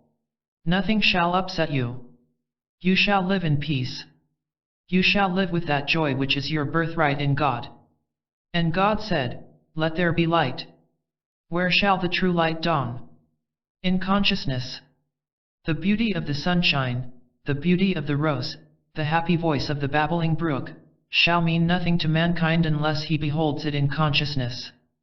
Learn to speak with a smile in your voice, dear hearts, as the rippling waters sing their song of life to the weary foot-worn wayfarer who need to drink from the coolness of the babbling brook. This is your day. This is your day of beginning again. All the good you have found in that which you have learned to call yesterday was established long before yesterday became yesterday to you. All good you shall find in that which you call today and tomorrow, was established long before today becomes today to you and tomorrow shall become tomorrow to you. For remember, there is but one day. So live today that when, in your thinking, it becomes yesterday, there shall be no seasons for regret. Conscience. So live today that when tomorrow becomes today, it shall reflect but the beauty of that which you have lived today and there shall be no regret. Conscience. Live, dear hearts, live. There is light in life, for light is God and all that which is of God is light. There is no darkness in God. For God is spirit. You are spirit. And there is no darkness in spirit. Live in the full measure of God's light and life. God's light and life. Bless you, bless you, bless you. Chapter 31, Calling a Chosen One. Greetings. We are indeed grateful to you, dear ones. We thank you. To the dear one who has crossed the threshold of your sanctum, our sanctum, we greet you. This is a blessed privilege. We are indeed grateful for the opportunity of this visit with your dear ones. Life is full. It is filled with sweetness. It is filled with love. God's beauty is expressed wherever man of earth so desires to seek for it. It shall not be difficult for man to behold beauty. When he beholds the beauty of God within his own consciousness, beauty is everywhere to he or she who would behold it. When God reigns supreme in the consciousness of man, the tiniest blade of grass speaks of God's beauty. My dear one, we are now speaking to you, daughter of God, who has paid your visit to this sanctum. We visit with you quite frequently in your sanctum, and not only at the specific hour that you set aside for prayer and meditation, but as you are engaged in the various duties of the day. We are mindful, as busy as your hands may be, crowded as your thinking may be, with duties of your own, in serving those near and dear to you. We are mindful that when one calls upon you for a word of comfort, your hands are never too busy to extend comfort. And you find words of peace and love to express. You have traveled across life's sands over eons of time. Your quest to reach your God holds no mystery. It has been your desire, and it is your desire that man shall live in peace. It has been your desire, it is your desire, that you shall speak truth and truth alone. You have been very close to that which man calls the invisible brotherhood. Would you, here upon this mundane plane of life, walk the path with them, hand in hand? Would you experience the inner revelation of the greatness of life? We impose no task. Love knows no task. It is because of the manner in which you have walked with your fellow man that we desire that you have a conscious knowledge of your oneness with the unseen ambassadors of God. Ever since man has been, the Ancient Mystical White Brotherhood after the order of Melchizedek has been. Unto each man of earth is allotted a portion of life's pattern, in each physical incarnation. You have followed your pattern well. It is our desire that you become in conscious recognition, another one of our ambassadors here, on this, your physical plane of life. Would you so desire to accept, my dear ones? We shall impose no duty greater than that you have already assumed. You will find the yoke is easy and the burden is light. For he who breaks the crust of bread with his fellow man and lifts the cup to parched lips, does it as unto the Father, and this you have experienced. Would you so desire to be one with us? We seek but those who have served. It is not man's physical position among his fellow man which interests us. It is what man is, in the presence of God. What you are, not who you are. Again may I repeat, we open the gate along the path. The path leads to the conscious realization of the great white light of the Father. If you so desire to choose, we call you. You may so express yourself briefly, and in so doing, you shall remember the words of Jesus the Christ, when he said, "Follow me and I shall make you fishers of men." Take up your cross and follow me. And as he spake he called from all walks of life. And as he called they said unto him, Ye Rabboni, I shall follow. Jesus the Christ lives. He beckons, he calls. He would make you a fisher of men. And as they who answered his call in the fullness of heart, they answered, Yet, Rabboni, yet. Would you answer the call at his moment, dear heart? If so, speak forth. Student, I choose the way. I am only the instrument. You are a channel through which the fullness of God's life flows. Remember, my dear one, the bottle is not the wine. The cruet is not the oil. The chalice is not the wine. You are the chalice. You are the cruet in which the oil of love rests. You are the candlestick which holds aloft the lighted taper of light. You are making no greater choice now than you have already made. It is but a desire of recognition, and now hearken you well. You ascribe no vow to no man, and your vow you make in the inner recesses of your own soul's consciousness with your God, silently so. Let it now be done. Yes, dear heart. You shall have the strength, you shall have the courage. You shall not fail. You are one who bears the message of peace. One who shall not countenance stifle among men of earth. Here is another link in the golden chain of love, another link which holds together the precious cargo of God. Remember, dear hearts, you have a precious cargo. Peace to weary minds, comfort to throbbing breasts, oil to troubled hearts with the oil of love. As you reckon time in days, weeks, months, and years, you shall now know in greater measure than ever before, the true spiritual import of that prayer of prayers we shall create, a good solid link. You may repeat it silently as I audibly state it. Meditating upon your Christship with the Father and your brotherhood with your elder brother Jesus, the Christ, he who uttered that prayer. Bless each one of you, bless you. You have wisely chosen to follow. Good night, dear hearts, rejoice and be glad. Chapter 32, Love thy neighbor, obey that law and live. The humble Galilean Jesus, the Christ, has said, Come unto me all ye that are heavy laden, and I shall give you rest. Come unto me all ye who are weary and heavy laden. Would you find rest, dear hearts? Likewise has the Galilean said, Take up thy cross and follow me, for he who loses his soul, shall find it. For man to lose himself in God is to find himself. Where does man live, but in the heart of God? Where is God? Listen to the words of the lowly Nazarene, Know ye not that the kingdom of God is within you? How far can man stray from God? But in his thinking, man is never lost. Though he would deny God, God does not forsake man. Likewise the lovely Nazarene said, Lo, I am with you always. Faith in God, is that by which man lives. Not a blind faith, a living faith. Let man of earth be ever mindful that he is the supremacy of God's creation. Let him in love, adore, revere, ever the name and presence of the living God. God is real, God is life. All life is of God. Learn therefore, beloved of earth, all the which expresses life is of God. Should there perchance be placed in your hand a cup which you would be asked to drink, and it be bitter, it is not of God. As you taste it, seek within the innermost depth of your heart's consciousness to find how you have filled the cup, then remember the words of the Galilean, Come unto me all ye who are weary and heavy laden, for I shall give you rest. For it was he who said to the Father, And if it be thy will, O Father, may this cup pass from me? But not my will, it is in this cause you have sent me. There is no bitterness in life, but what man of earth has brought upon himself.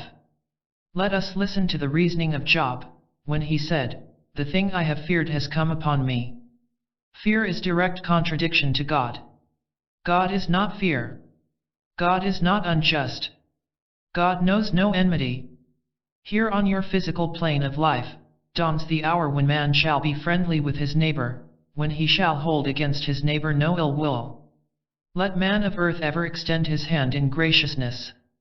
Strife shall only come to an end, dear hearts, when man has learned to say, and truthfully so, You are my brother, you are my sister. Jesus the Christ said this, and he so continues to speak, for he lives. Said the Christ, If you come to the altar with thy gift, and remember in thy heart that thou holdest aught against thy brother, leave thy gift at the altar and make thy peace with thy brother. Then come to the altar and offer thy gift, with all thy might, with all thy soul. Love thy God and love thy neighbor as thyself. This is the immutable law of God. This is the path of peace, dear hearts, no other path to be trod. Likewise hath the Nazarene said, hath not God caused the sun to shine upon, and the rain to fall upon, the just and the unjust alike? When shall the man who calls himself the advocate of God, speak in truth? When shall creed and dogmas be set aside and the story of God's love told to man of earth? He who stands in the temple before God an advocate for man, shall proclaim the love of God, shall proclaim the truth of the resurrected Christ. We hear man of earth say that the earth is sick with sin and strife, chaos, and woe, and the antagonist to truth says in his heart, why shall this be? Your religion is false. There is no God. We say to you, there is a God. God is a living reality. Jesus the Christ lives, a living reality. It is but the fool in his heart who saith, there is no God. God expresses through man as God expresses through every manifest beauty in life. Behold the lily of the field, it spin not, neither does it reap. Yet Solomon in all his glory was not so beautifully arrayed. Behold the tiny wild flower, blooming along the side of life's highway, covered with dust, grime of the road, yet it expresses the beauty of God. It smiles into the tired, weary countenance of the wayfarer. Would that man lived as the tiny wild flower, ever obedient to God's law, expressing the love of the Creator. As true as the words are spoken, as true as they are written, hearken ye well now. God is no respecter of man. God's eye is on the man or woman who lives in the brothels of society, as is his eye upon the man or woman who lives in high places. Though man may deny God and blaspheme God, God continues to speak and say, no, my child, no, be still and know that I am God. Set aside the bitter cup you have created for yourself, my child. Here I give to you the chalice of love. It has been standing on the altar in your heart ever since the beginning, but you have beheld it not, for you would not see. There is no mystery in God, dear hearts. Do you doubt that you have hands and feet? Do you doubt that you breathe? God is a greater reality than hands and feet. The very breath you breathe is the reality of the living God. For the breath you breathe is the breath of God. Live, dear hearts, live in the love of God. Love your neighbor as yourself. Live. Learn to live with God. Seek within the inner recesses of your heart's consciousness, God is there. Listen in the silence. Listen and you shall hear God speak. Behold beauty all about you and you shall see God in manifestation. God is not afar off, within your heart's consciousness. Man of earth has coined these words and very true they are. God is closer than hands and feet, closer than the hair in your head. How beautifully spoken. Believe, dear hearts, believe, only believe. And you shall live in the freedom of God's love. Learn to bless your every possession with the realization that it is of God. As you go to your couch of rest at night, the couch upon which you lay your physical temple, in your last waking hours learn to say, Father, I thank thee for life. As you arise your body in the morning learn to say, Father, I thank thee for light. Life is abundant, it is everlasting unto everlasting. More precious is life, more precious is the soul, than the physical temple in which life manifests. With that truth your physical temple shall respond to the life of God. God first, last and always.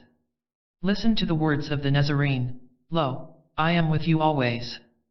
I am God in manifestation. We are happy for this opportunity to visit with you, and we have so spoken, dear hearts, that when the hour is at hand, that your fellow man asks the question of you, what makes you so happy, what makes your countenance radiate in the manner which it does? You may answer truthfully, I have found the living God. Bless each one of you 1,000 times, 10,000, faith, dear hearts. All things are possible with God. Faith, faith in God. Faith in God is faith in yourself. Faith in God, faith in yourself is faith in your fellow man. God forth and live, no fear. No fear, no fear. Dear hearts, no fear, no fear. Good night. Chapter 33, Lord's Prayer. We are happy, we rejoice with you, we give thanks. You, dear ones, now understand the words of the Galilean when he said, "Lo, I am with you always." There is but one presence, as you know it. It ever abounds in power and in truth. And it becomes that part of man as man so accepts it to be. It is for that reason we continue to reason with you, dear ones, to be ever positive. As you already know, one does not speak until they have so formulated their words and thinking. When man learns the power, he expresses in saying, "I am," he shall never speak in negation of the creative principle in life. For you will remember the Galilean said to the Pharisees, before Abraham was, I am, and our Father. Power, peace, plenty. The physical body is to receive every worthy consideration, for it is the temple of the living God.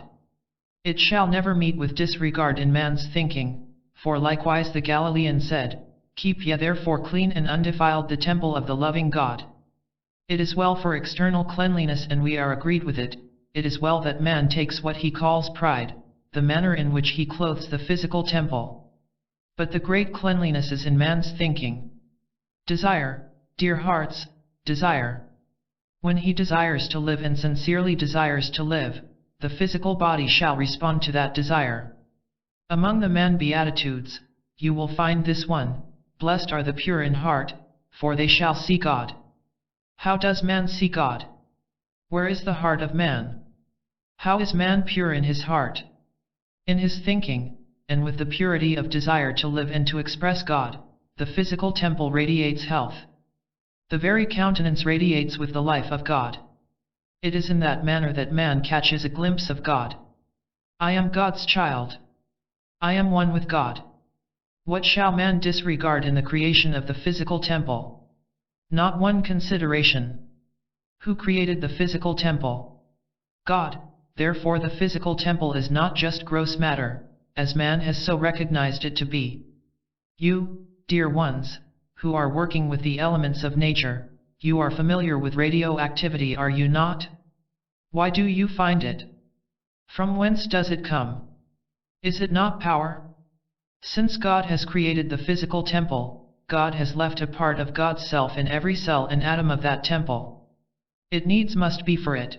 If it were not so, man's prayer for the restoring of health to the physical temple could not be.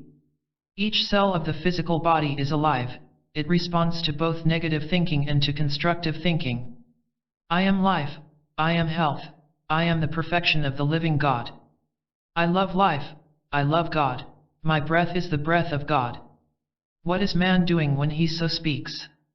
He is but declaring his oneness with the Father. Our Father, who are in heaven. What is man saying? Man is not pleading, man is not begging, it is not a vain supplication. It is a dynamic degree of recognition with God. Our Father. The Father of what? The Father of whom? The Father of all that which expresses life. It is man's recognition of not only his oneness with the Father, COR on the throne of life, ruler with the Father, in the Father's kingdom, but it is likewise recognition of his oneness with all mankind. Hallowed be thy name, an expression of love, adoration, but above all a declaration of acceptance. Thy kingdom come, not on earth, in earth, as it is in heaven. There is no separation in God. God knows nothing about segregation, no limitation. For man to say on earth that power could be isolated to some small remote corner of the universe. In earth, dear hearts, as it is in heaven. And the physical body is of the earth earthly, but it is alive with the power of God. Remember, God created it, it is part of the great atom of the universe. It lives, it needs must be, for it is the dwelling place of God. Therefore when man makes the statement, I am life, I am health, I am power, he is speaking to the minute cells of the physical body, which are waiting to hear the voice of the Creator. Man is God's child. Man is perfect spiritual being. Man has never changed. He may lose his way, but listen, dear hearts, as a tiny spark of the eternal flame, the spark left its seat of perfection in perfection, and it returns in the same perfection, for perfection is never destroyed. You dear ones, are working with the elements of nature, the elements of God are proving that to be truth. It is in that manner, you shall prove to the rejecter of truth, that God is. To a dear one present, you prayed a prayer as you walked through the valley, and your prayer was a prayer of thanksgiving. You thanked God for life. You remember, do you not? And as you did, life became manifest. Listen with us, dear hearts, there is no past to behold, all things become new and we rejoice with you. You are God's child, and as you continue to declare your oneness with God in God, the physical temple shall again express the radiant life it did when you first claimed it. And in speaking to this dear one, we are speaking to each one of you. Man cannot live the life of his fellow man, and we are agreed with that. But the sage of ancient age said this, thou art thy brother's keeper. What is the meaning of the words, thy brother's keeper? Love expresses perfect order in God. Love is the Christ principle of life. Therefore the Nazarene said, love yet on another. Yes, it is true. Man of earth cannot live the life of his brother, but he who possesses light, can illumine the dark road of his brother. Therefore he becomes his brother's keeper. Cast thy bread upon the waters, and after many days it shall return unto you, and you shall find it. Man finds the bread he cast upon the waters. In the pattern of prayer which the Nazarene gave unto man to use, man has learned to say this, give us this day our daily bread. Bread symbolizing the spiritual sustenance of life. Let us examine the statement. There is but one day in the realm of God. Likewise has the Nazarene said, man lives not by bread alone, but by every word which proceedeth forth from the mouth of God. May we try and wave the statements together. Give us this day, not tomorrow, not days, weeks, months, in that which man has learned to call the future. This day, God's eternal day. Give us this day our daily bread. That is not a plea, it is not a lame petition, it is a statement of confidence. To whom? Our Father who art in heaven. It is denying the limitation of mortal mind, and it is pointing the blade of the plough of life into fertile soil of understanding and turning over new soil, as it were. And the statement is good, fertile, healthy seed dropped in the new soil. Bread, the spiritual sustenance of life, provides the needs at hand, and the need at hand grows, and as it does, man knows no want. For the Nazarene has said, that which you have need of, the Father knoweth before you ask, and as yet ask in secret. Which is in silence, the Father rewardeth thee openly. Listen, dear hearts, I am power, I am health, I am glory of God in manifestation. I am the resurrection and the life, I am the perfect likeness of God. That is the bread of life, dear hearts. That is spiritual sustenance. Likewise the Nazarene has said, if the Son ask the Father for bread, shall the Father give him a stone? And if the Son ask the Father for a fish, shall he give him a serpent? Ask the Father, dear hearts, there are no stones, no serpents in the Father's storehouse of infinite supply. Let us go one step further with the prayer, give us this day our daily bread, and said the Nazarene, forgive us our debtors as we forgive our debtors. The paying of the claim, dear hearts. Forgiveness is expressing love, and love meets every need. For the Galilean has said, love yet on another, love even those who despitefully use you, for we have heard one of you say, I forgive you, I forgive you, I forgive you. Well spoken, the blessing of God is with you. What is man saying when he says, I forgive you? Let us go back to man's recognition of God in the prayer, Our Father. Man's recognition of his sonship with the God and the brotherhood of man. God is all forgiving, and when man says, I forgive you, he is saying this, I am giving God's love to you, for the error you committed in blindness I forgive. I, the oneness of life. Every kindly word, every kindly act, every kindly deed says, I forgive you. Every smile of love says, I forgive you, I forgive you. It is then that man's inner chamber becomes deplete of all malice, all desire to rule physically so. It is then that the Father expresses in wholeness, the giving of the old for the new. For behold, all things have become new. We love you, we love you, we love you, dear hearts, and though it may be physically, as you would say, impossible to place your hand in the hand of your fellow man. When you so desire to do, you have a spiritual hand, it is the hand of God. Reach it forth with your benediction of love. You shall find that you have been your brother's keeper. Love is the keeper. Love. Love, love. It is not the age of the body, it is the beauty of the soul. Dear ones, be as links in a chain of love. You shall know the meaning of the words, I desireth not sacrifice, moreover mercy, said Jehovah. Love is mercy, mercy is love, love and mercy knows no sacrifice.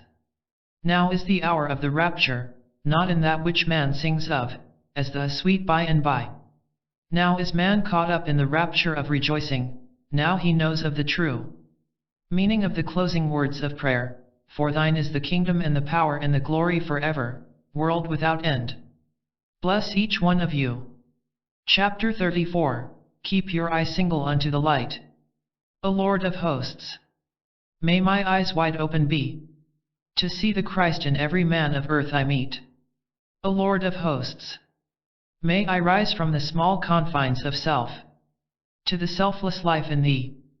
O Lord of hosts, may I resigned be, to speak in love, the love which thou dost behold in me.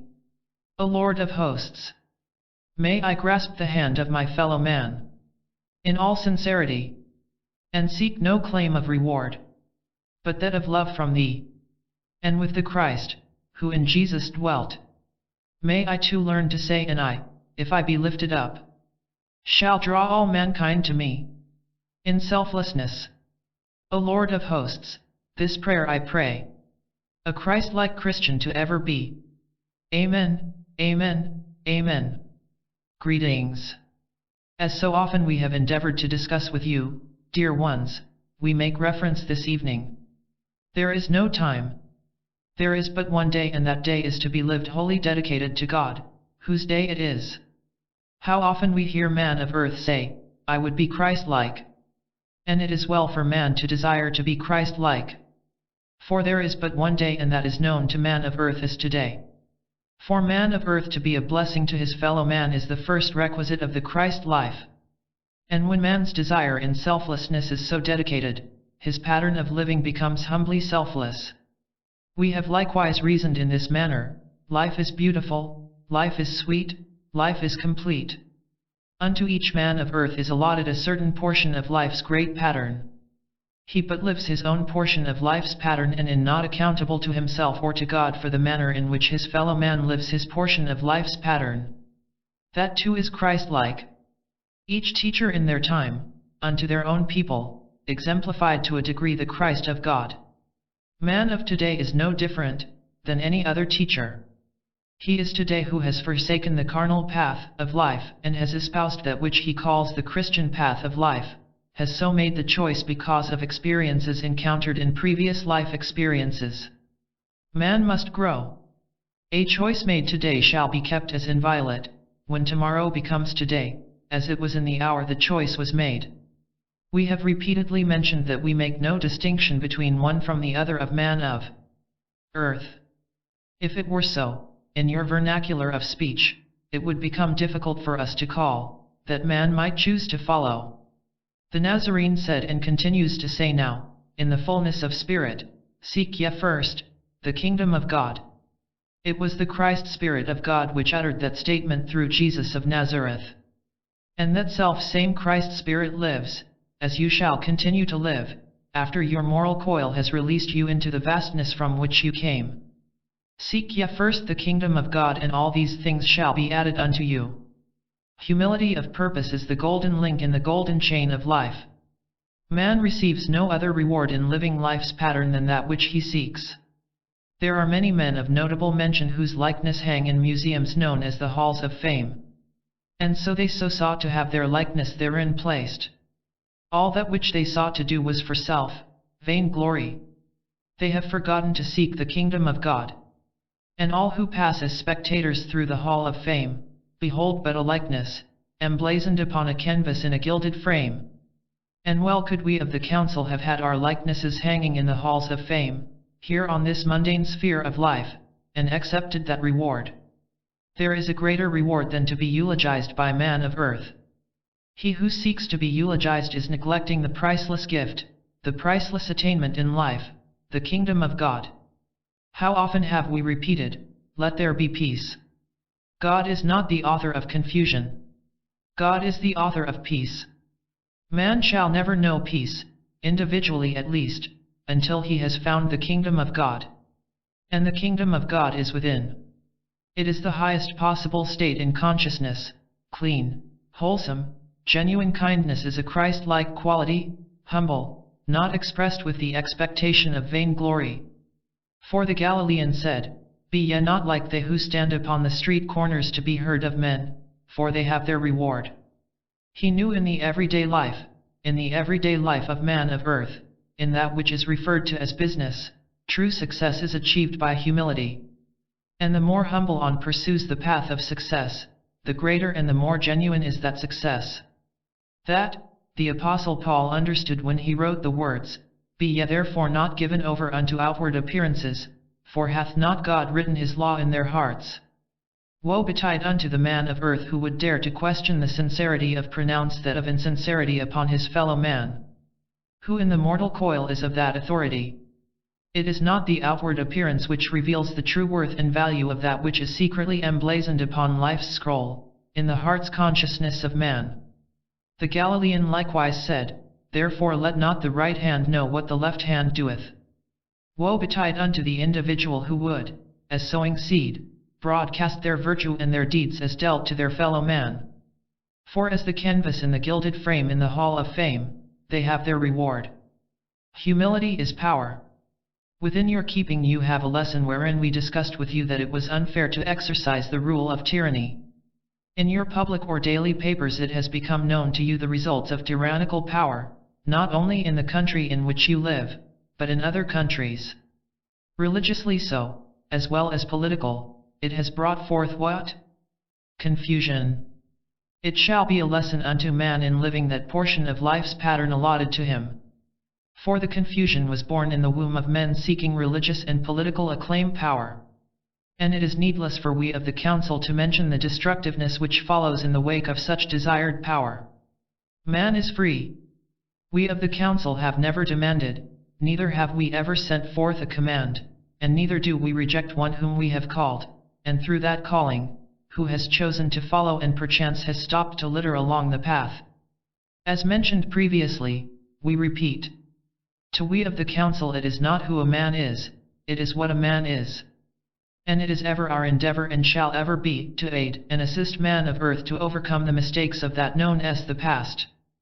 That the gray, drab, carnal threads of his portion of life's pattern may become glistening, golden threads. We have asked you, dear ones, may we ask again, apply yourselves, dear hearts, to the receptiveness of the illumined Christ power of which you are, that you may be able to receive and to know, independent and irrespective of any other channel. Know the truth and the truth shall set you free. Remember well the story as narrated in your holy writ of Jesus the Christ and his disciples, when he said, "I must needs depart for a season that ye may increase." Seasons are but the lengthening of the day in which man lives. It is but one day. Prepare ye the way while ye are yet in it, said the Galilean.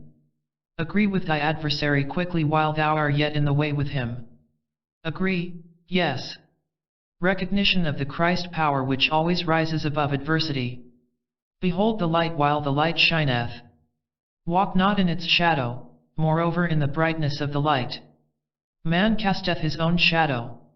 If thine eye be single unto the light, said the Nazarene, how great shall thy light be, but if thine eye be single unto the darkness, how great shall the darkness be? Walk in the brightness of the light, and as you walk life's path be not afraid. For where there is light there can be no darkness. Speak lovingly, kindly. The truth of God imparted through the Christ consciousness is a priceless gift to be treasured and cannot be weighed with gold of the mundane sphere. If that which we have spoken of in the past be forgotten, do not forget that statement. God's alabaster box of ointment cannot be bought with earthly gold. The Nazarene understood this when Judas said, "This woman wasteth the ointment upon thy feet." God's word is priceless. God's word is the flawless diamond. And as we have previously mentioned, may we repeat, in whatever manner you raise your hand in consciousness, say, "This I do unto God." For mind you well, there is a God, and the very breath you breathe is proof sufficient that God is. Let your prayer ever be, from the unreal to the real, from darkness into light, from the unreality of death to the reality of life. Prepare thyself while thou art in the way. You will then understand the blessedness of true service to your God. Yes. The parched dry grass which burns beneath the heat of the sun's rays, knows the absence of the rain, and he who enjoys the beauty of the sun, understands its beneficence, when it is hidden from him by the denseness of the overshadowing clouds. And he who enjoys the warmth of the sun's rays, understands the beneficence of the sun's warmth, only when the cold chilling blast of the frigid wind strikes his cheeks. Walk in the light, a dedicated life, not only to your God but with your God. So live today, that when today becomes tomorrow, it shall reflect the beauty of today as you have so lived it. Speak that when the echo of your voice returns, it shall be sweet music unto your ears and not cause tears of regret to fall from your eyes upon parched cheeks. Good night, dear hearts. Walk in the light and you will live in the light. We love you, we love you. Bless your every endeavor. Though I speak with the tongues of angels and have not love, it profiteth me nothing, said the Apostle Paul, and he added, and now abide faith, hope and love, these three, but the greatest of these is love. That is the Christian way of living life's pattern. That is the true hall of true undeniable fame. Good night, good night. Chapter 35, Rebirth is man's desire. Thoughts of love are lighted tapers upon man's altar, thoughts of love are angels, heaven born and heaven sent. From within the realm of man's thinking, in his devotion with his God, love sends the angels on their way. Love wings which carry the angels to man, man's fellow man. Love, love are angels sent from heaven within. Let there be peace, let here be peace, and man with angels shall in heaven dwell. Amen. As always, each opportunity to visit with you, dear ones, is indeed a very happy experience by we of the Council. There is peace, and let no man of earth, in his mortal confusion, inform you to the contrary. There is peace, and sooner man desires peace, covets peace, with all his might and all his love, and pays no heed to that which he hears to the contrary, the sooner confusion shall be swirled up in its native nothingness. We have frequently stated that God is birthless, ageless, deathless. Man, the image of God, is birthless, ageless and deathless. Rebirth is not mandatory by any established law of God. Rebirth is man's choice. Since God is birthless, man, his image, is likewise birthless. How then rebirth? Does it appear to be a mystery to you? It is the flesh that is born. It is born because it is born by the power of spirit.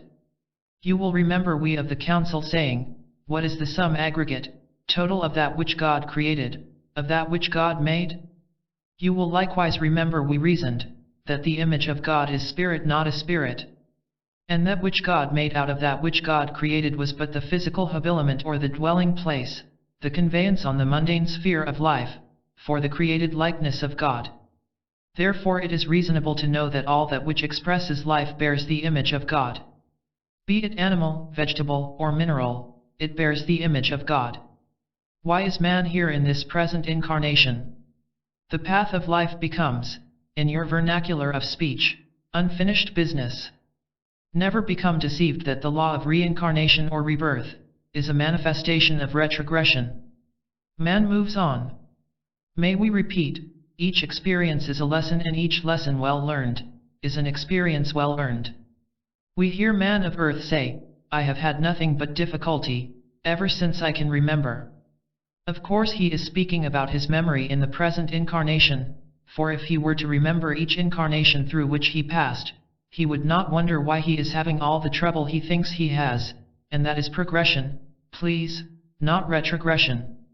Experience lesson, experience well earned. It therefore behooves man to express as much love and kindness as his understanding of life's pattern permits him so to do. You shall never be called upon to share a kindness, only because of the fact that it is enabling you, as it were, to untie knots of the past. If it is but in silence, say, God bless you, my friend, you are my brother, God bless you. If you are unable to share your worldly goods, a blessing you can give. You can find many angels in your heaven, for the angelic hosts of heaven are sweet, kind, loving, precious thoughts. God bless you, my friend. A sweet smile expresses an angel. Would you live in heaven with your God? Remember, it was you and only you who in the hour of sex congress who said, there is a body coming forth out of that act, I shall claim it.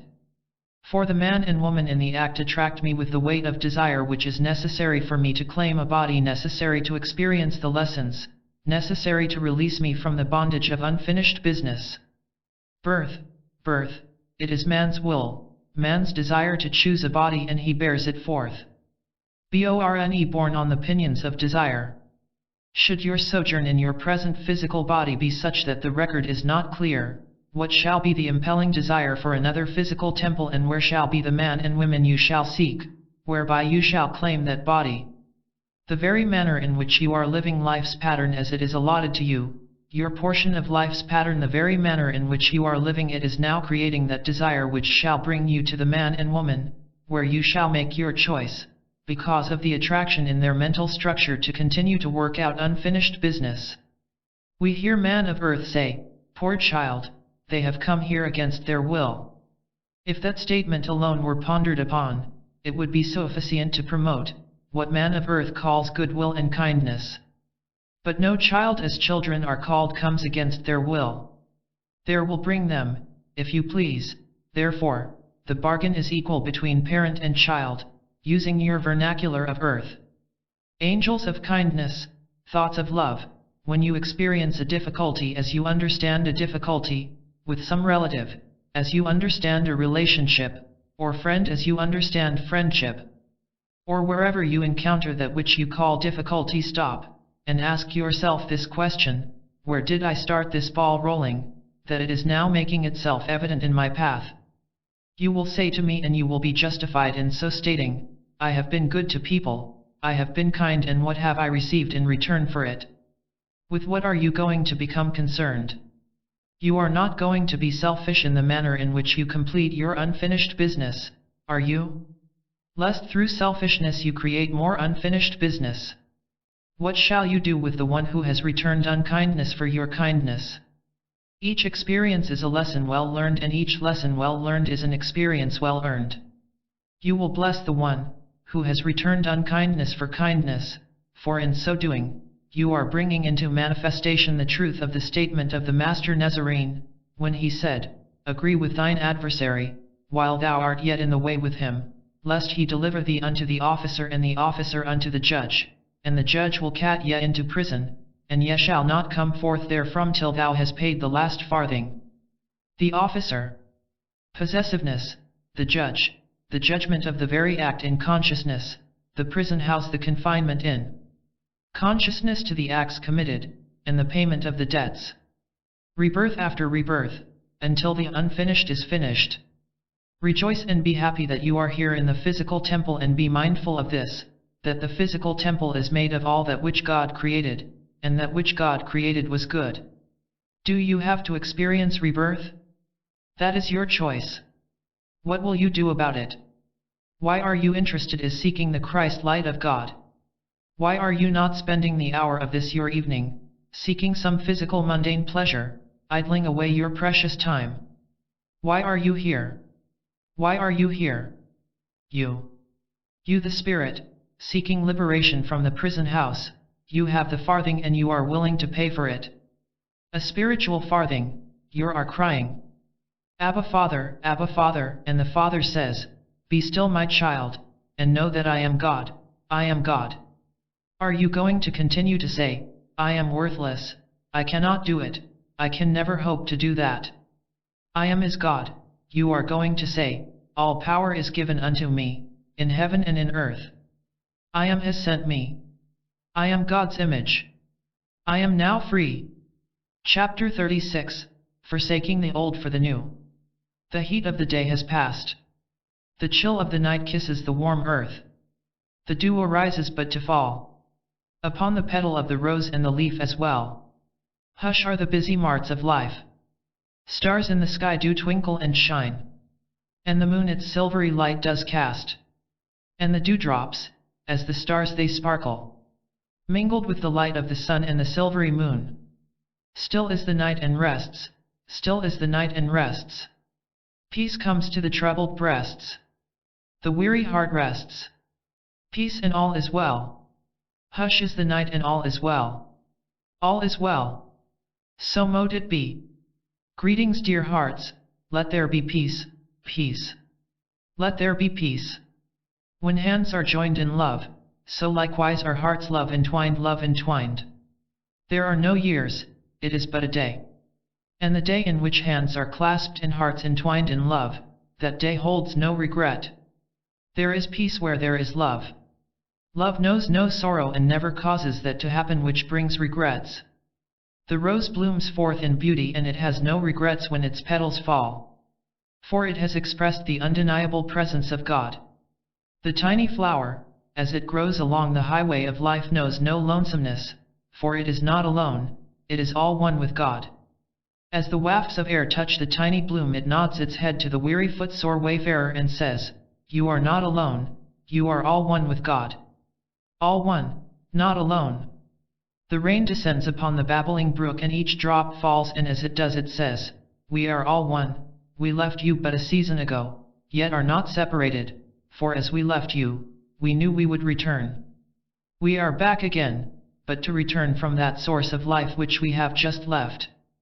The rays of the sun leaves the great oneness of the great sun, but they are not lost, they return but to reach man of earth in that time which man of earth calls his tomorrow. The moonbeams dance upon the oceans deep, upon the seas, lakes, and brooks, but they are not lost. For when night falls on man's tomorrow, they shall again dance upon the seas, oceans, and lakes and brooks. Alone? No, dear hearts, all one, never alone. That which man accepts and live, at the moment he accepts in love, he shall prepare to release in love. There is no possession in love. Nature is not possessive. If nature were possessive, what would man do for that which he calls seasons of his year? Nature rejoices, and as it rejoices, it yields to man that which God has created. Man, O man of earth, learn nature's scroll of love. It is written in the language of action, not in words to be misinterpreted, written upon an eternal everlasting scroll. Spring comes and summer follows. Autumn comes and winter follows, but to be swallowed up again when spring returns. It is the language in action. Live, O man of earth, by the scroll which nature has emblazoned before thee. O man of earth, you are of nature as the flower along life's highway, as the rose in the well-tended garden, as the sparkling dewdrop, as the rays of the sun, as the moonbeams. O man of earth, you are a part of nature. Rejoice and be exceeding glad, rejoice. Yes, there is a wedded life, wedded in the holy sacred bonds of nature. A most intricate part of all there is, in that which man had learned to call life. Love is sacred, and it seeks not for deception. It knows not of the suspicion, and therefore weeps not when night falls and rest comes. The last enemy to be overcome is death. Death, there is no death. Life is everlasting unto everlasting. What is the meaning of this statement? The last enemy to be overcome is death. What man or woman of earth is happy when they have not peace of mind? Overcoming that which causes mental distress is overcoming a death. Unpleasantness, as man of earth experiences them, are enemies to happiness. Happiness is found on the heavenly laden table, which the psalmist spoke of when he said, "Thou preparest a table before me in the presence of mine enemies." How is that table spread, and with what? Each man and woman of earth prepares that table in consciousness. It is laden with all that which love expresses. There are many losses, so to speak, far greater than the loss of a physical companionship, for life is everlasting. And as we have so oftentimes said, there is no separation. Friendship bathed in the power of love cannot be lost. Often man of earth disregards a friendship, but when he or she who would be friends, is moved by the power of love, that friendship of love never dies and so along life's highway becomes recognized. It has always expressed itself. It has not been beheld by the one who rejected it. Will you remember the story of two men as narrated in your holy writ? One was referred to a rich man, but he was not rich for the reason he did not recognize his spiritual riches, yet it rested buried in his consciousness. But he was numbered among the wealthy people of his country, and because of his wealth, he had the power and authority, physically so. The other man was a certain Lazarus at the gate to the city. His body was covered with sores and the dogs licked his sores in kindness. And the wealthy man passed, and the certain Lazarus was asking alms, and he asked of the wealthy man, and the wealthy man refused him and spat upon him. And as the story continues, the certain Lazarus continued to beg at the city gates, and the wealthy man died. And you will remember the wealthy man cried from the depths of hell and said, "Cannot Lazarus wet my lips?" He calls for the one he rejected and spat upon. Hell, where is it? It is but a condition of man's thinking. But the wealthy man discovered compassion in Lazarus. For Lazarus did not rebuke him, when the wealthy man refused him and spat upon him. Therefore the wealthy man in his anguish asked, "Cannot Lazarus wet my parched lips?" What is the meaning of the story? Spiritual love is never lost, but it can be overlooked when mortal or mundane power becomes the underlying quest of man. But love does not die, it cannot. It is upon the table spread before man, in the presence of his enemies in the quest for power. Might is an enemy which does not recognize the bounty and abundance upon the table. Lazarus was rich for he possessed spiritual love. What was the lot of Lazarus in the previous incarnation? Just that of the wealthy man whom he met at the gate of the city, and for that reason, the incarnation in which Lazarus lived, did not bestow upon him earthly or physical wealth, but he found spiritual riches, as even the who spat upon him, found it. We hear man of earth make this statement quite frequently, "I know I have committed error.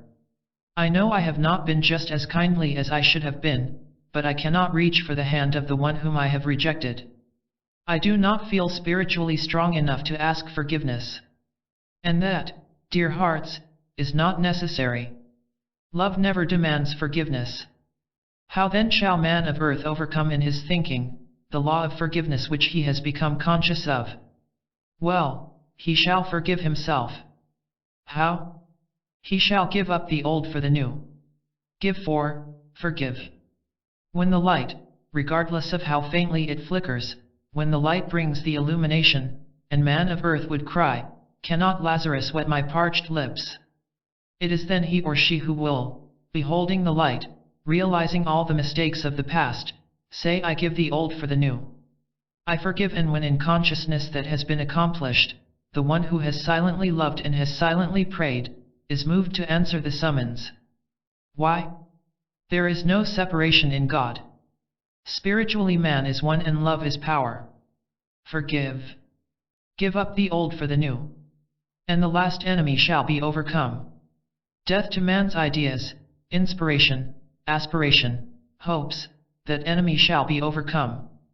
Again man shall come into the conscious realization, the fulfillment of his ideas, his inspiration, his aspiration, and his hopes. Love is the undeniable error-impelling power of the universe in which man lives. There is no parting, it cannot be. Time is not. Distance cannot be. Memory, oh memory holds its cherished reflections. Love is eternal destiny. Bless each one of you, 1,000 times 10,000. The last enemy shall be overcome. Bye-bye. Chapter 37, Reading Life's Scrolls. Forever rise with silvery fleece the sun. It shines, though man does not see. And so the stars when the sky overcasts, they twinkle in the sky. Man of earth, look thou within, their light is, no turbulent sea. No storm clouds on that horizon rolls.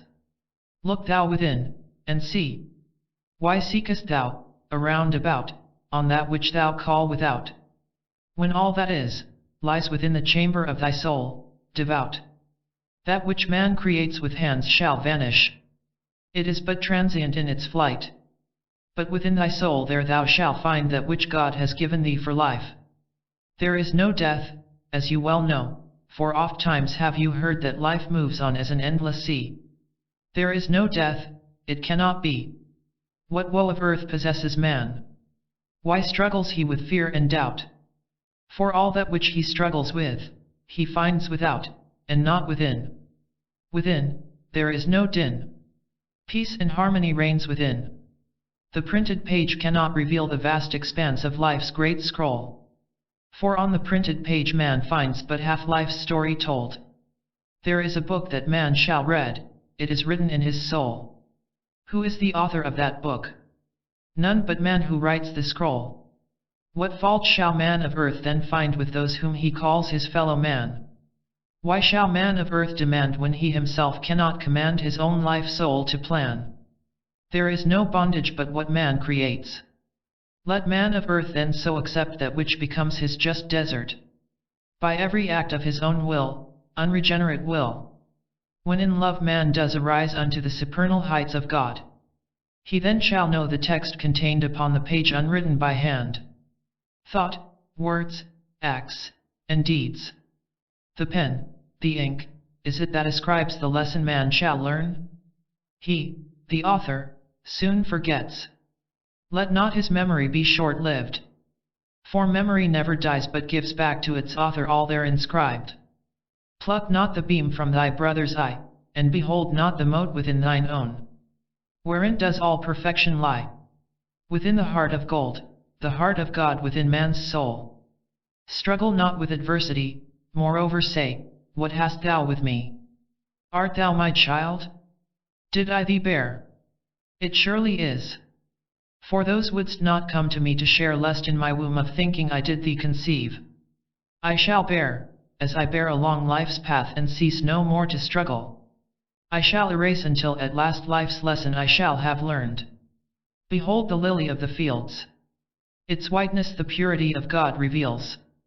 And from its very inner part, pastel yellow or thereabouts, the symbols of God's gold. Where are the roots, the lily thereof, but in the sod, as black and drab? Yet from its blackness comes the white arising above that which man likens unto night.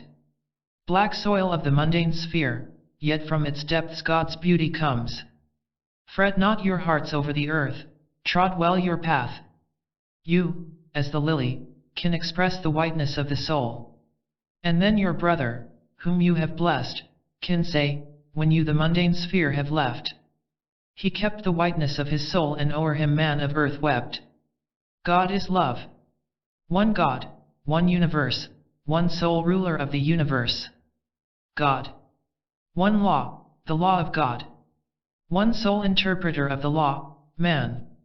Look well within thy soul. There revealed you shall find the law of life, not on the printed page, which perchance has come because of strife. Hearken within thine inner self. Thou art thine own teacher. Dear heart, you are joined together in a blessed endeavor. It has never been, it is not now, and never shall be, our aim or purpose to leave one word which shall cause you, dear ones, or anyone with whom we speak, to conceive the idea of deception. In God there is no secrecy, and with man of earth who accepts God, he shall not deceive himself. And to those here on your mundane sphere of life, who either through ignorance of the fact, or through deliberate denial, do not behold their identity with God.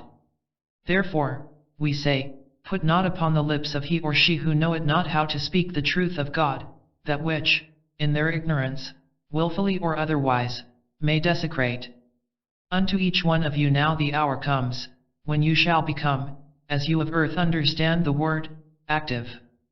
Therefore, that which nature reveals nestle within your heart's consciousness, lest it be misunderstood by they who know not the living God. Therefore may we repeat, within the sacred confines of your heart's consciousness hold fast the revealings which are now to come to pass, to come into being. For, the hour is at hand, and we are desirous that each of you become acquainted with that which man of earth has learned to call the wonders of nature. Keep it nestled within your bosom, as it were. There let it grow. Let it grow there and come forth with the radiance, beauty, purity, of the lily of the field. It now becomes necessary for we of the council, unseen by physical eyes, to reach forth for collaborators, for remember, the oak has no firmness in the soil with but one root. It has many roots. Therefore, as it becomes tall, stalwart, sturdy, that its branches reach out as far and further than its roots, each one of you shall have a duty to perform. We are well aware that each one of you has daily duties to perform. And we would not demand that of your time, as you understand time, unduly so, in the service of we of the council. We endeavor to be consistent, please. Let man of earth, therefore, be consistent with his fellow man. Consistency, one with another, is the foundation stone of that which man has learned to call harmony. And where there is harmony, love is expressed. Below the surface of the earth, nature lives in harmony. Above the surface of the earth, nature lives in harmony, for the reason that that which is below the surface of the earth, and that which is above the surface of the earth has learned to read the unprinted page. Man has yet to learn to read the unprinted page. Would you know life abundant, love doubled for all you give? There is a means no surer than helping someone to live. And how can man of earth help another to live unless he himself has first learned the lesson of life and how to live? Look within.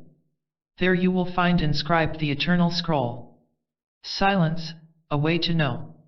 Silence, meditation, contemplation, call it what you will in the quietude of your soul. And when man has learned the quiescence of the soul, a thunder may roar, but man shall be undisturbed, for wrapped in the quietness of his inner self he shall hear no chaos around about or, as man call it, the din on the without. Peace within. You have read, you have heard it stated that the Nazarene withdrew from the howling mob and his very own disciples, and he went up into the mountain and the desert place. What mountain? The mountain of silence. What desert place? That place which in consciousness was deserted of all chaos and all strife, not a physical desert, not a physical mountain within. Bless you, bless you, bless you. Chapter 38, Discerning Wheat from the Chaff. Our visits are for the purpose of enlightenment, that you, dear ones, may be able to separate darkness from light, the unreal from the real, and truth from error. You will ever remember, we of the council, as you, dear ones of the physical plane of life, we are all spiritual beings. There is but one difference. You, dear ones, yet remain in a physical habiliment. We, as all who have experienced release from the physical habiliment, are unencumbered with the weight, the dross, and the limitation of the flesh. Whether man is released from the flesh or yet a tenant of the flesh, he is spiritual being. And it is with interest, concern, if you so care to call it, we return to enlighten man of the flesh, to enlighten man spiritually so. When man of earth becomes spiritually enlightened, there can be no darkness. And that which man accepts and refers to as problematic along his physical path shall in due season cease to be, for in God, that which man considers problematic is non-existent. All confusion, all that which is problematic, so termed, is but mortal. Therefore strive to rise in consciousness above the turmoil of mortal or physical confusion. Anger is a mortal attribute, and mind you, dear hearts, we are released from the physical habiliment and know no anger, hate, nor contempt. Should it become necessary to speak with you, dear ones, or any of the many collaborators with whom we frequently visit, to speak in a manner which gives the appearance of that man calls stern, forceful, it is but because we shall be understood, and not have that which we speak misinterpreted in error. We of the council endeavor to make ourselves understood in acceptable language, making it unnecessary for those in the flesh with whom we visit to have need to refer to books of man-made knowledge, such as what man terms encyclopedias or dictionaries. It is our desire, our intended purpose, ever to lift and lead man on the mundane sphere of life. We shall not, as you of earth would say, stand idly by and witness deception when it is within our power, and it is within our power to prevent it. Evil communications corrupt good manners. Dear hearts, sift the wheat from the chaff and feast upon the kernels of wheat. Let the chaff unto itself. Where there is spiritual illumination, man is never in jeopardy of mortal deception. This well to be remembered, forget it not. And likewise, when he or she is living a dedicated life unto the Father's business, they shall never resort to the deception of subterfuge, and that is to be remembered, please. We continue to lead you. In our last visit with you, dear ones, we reminded you that we desire to make no negative statements, and we made no accusations deliberately. We endeavored to help you to separate the wheat of truth from the chaff of deception. Evil communications corrupt good manners. Those who return from the vast expanse to lead and teach man here on the physical plane are not necromancers, soothsayers, nor charlatans, and that is to be remembered, please. And necromancers, soothsayers, and charlatans of the flesh on earth can never prove to be an open door, nor a susceptible channel through which teachers of the vast expanse of life can pass through or express through, and that is to be remembered, please. Listen within, quiescence is the open door. Some of the earth plane call it meditation, concentration, and all manner of actions. We of the council say to you, silence, there can be no commotion in silence. There, man of earth shall find but peace and comfort. Please, dear hearts, we have left with you, dear ones, a pattern of silence, meditation, concentration. Should man of earth be in the leastwise disturbed by that which he has learned to call the chaos and commotion of his daily routine, what greater declaration of truth may he listen to, and while listening to it silently repeat in agreement with it, the statements, there is but one presence in the universe, God the Good. I am now in the presence of pure being. If you are in agreement, in truth, with the statement that there is but one presence in the universe, God the Good, it does not become necessary for you to deny the appearance of chaos or turmoil. And when you have said in truth, in faith believing in truth, there is but one presence in the universe, God the Good, you are giving recognition to only that presence. And when in truth, faith believing in truth, you will say, I am now in the presence of pure being, you are recognizing your oneness, your sonship, your Christhood with the living God. For remember, God is pure being. You spiritually are the image and likeness of God, therefore, spiritually, you are pure being, dear hearts. And though 1,000 times 10,000 darts and arrows of evil be directed in your path by the envy of mortal or carnal thinking, they can never become a part of you, and neither can they seek temporary or permanent lodgment at your dwelling place. What are you declaring? What decree when you say, I am now in the presence of pure being? You are declaring, you are decreeing, please, your spiritual birthright with the Father. You are declaring that you have never left the Father's house, that nothing can take you from the Father's house. I am now in the presence of pure being. And now expresses eternity, and eternity has been from the beginning of the beginning and shall be forever, world without end. There is one presence in the universe, God the Good. What would you, dear ones, make of the world you live in? What is your world? What would you have your world be? In truth, it is the universe of the living God. For there is a vast difference in the recognition of man's world when he rises in spiritual consciousness. It is universal in the code of God and no longer measured or weighed by mundane events. Man or woman of the mundane spirit of life who yet indulges in mundane thinking, because of the reason that they have no greater teaching, lives in but a small world, a world of desire, as they make it. When man understands what he is, his world is universal in God, and no longer limited by the narrow confines of who he would be. We of the council and all, who have experienced the release from physical habiliments, no longer have mundane aspirations. And when it is men of earth have aspiration to achieve, we recognize the truth that spiritual being in a physical habiliment has every right and privilege to physical or mundane achievements. But we admonish, seek first the kingdom of God, which is universal. In truth, when physical achievement has been attained, it shall not perish, for it shall have been achieved through the fullness of the abundance of the universal good of God. There is but one power in the universe, God the Good. I am now in the presence of pure being. They who desired the achievements with truth, and they shall not perish. Moth shall not devour them, rust shall not corrupt, neither shall thieves break through and steal. There is but one entrance to the sheepfold. It is through a narrow door. There was a shepherd, as told in legend, and he became physically blind but yet remained devoted to his sheep, and he laid his body across the opening of the entrance to the sheepfold. He knew his sheep by numbers.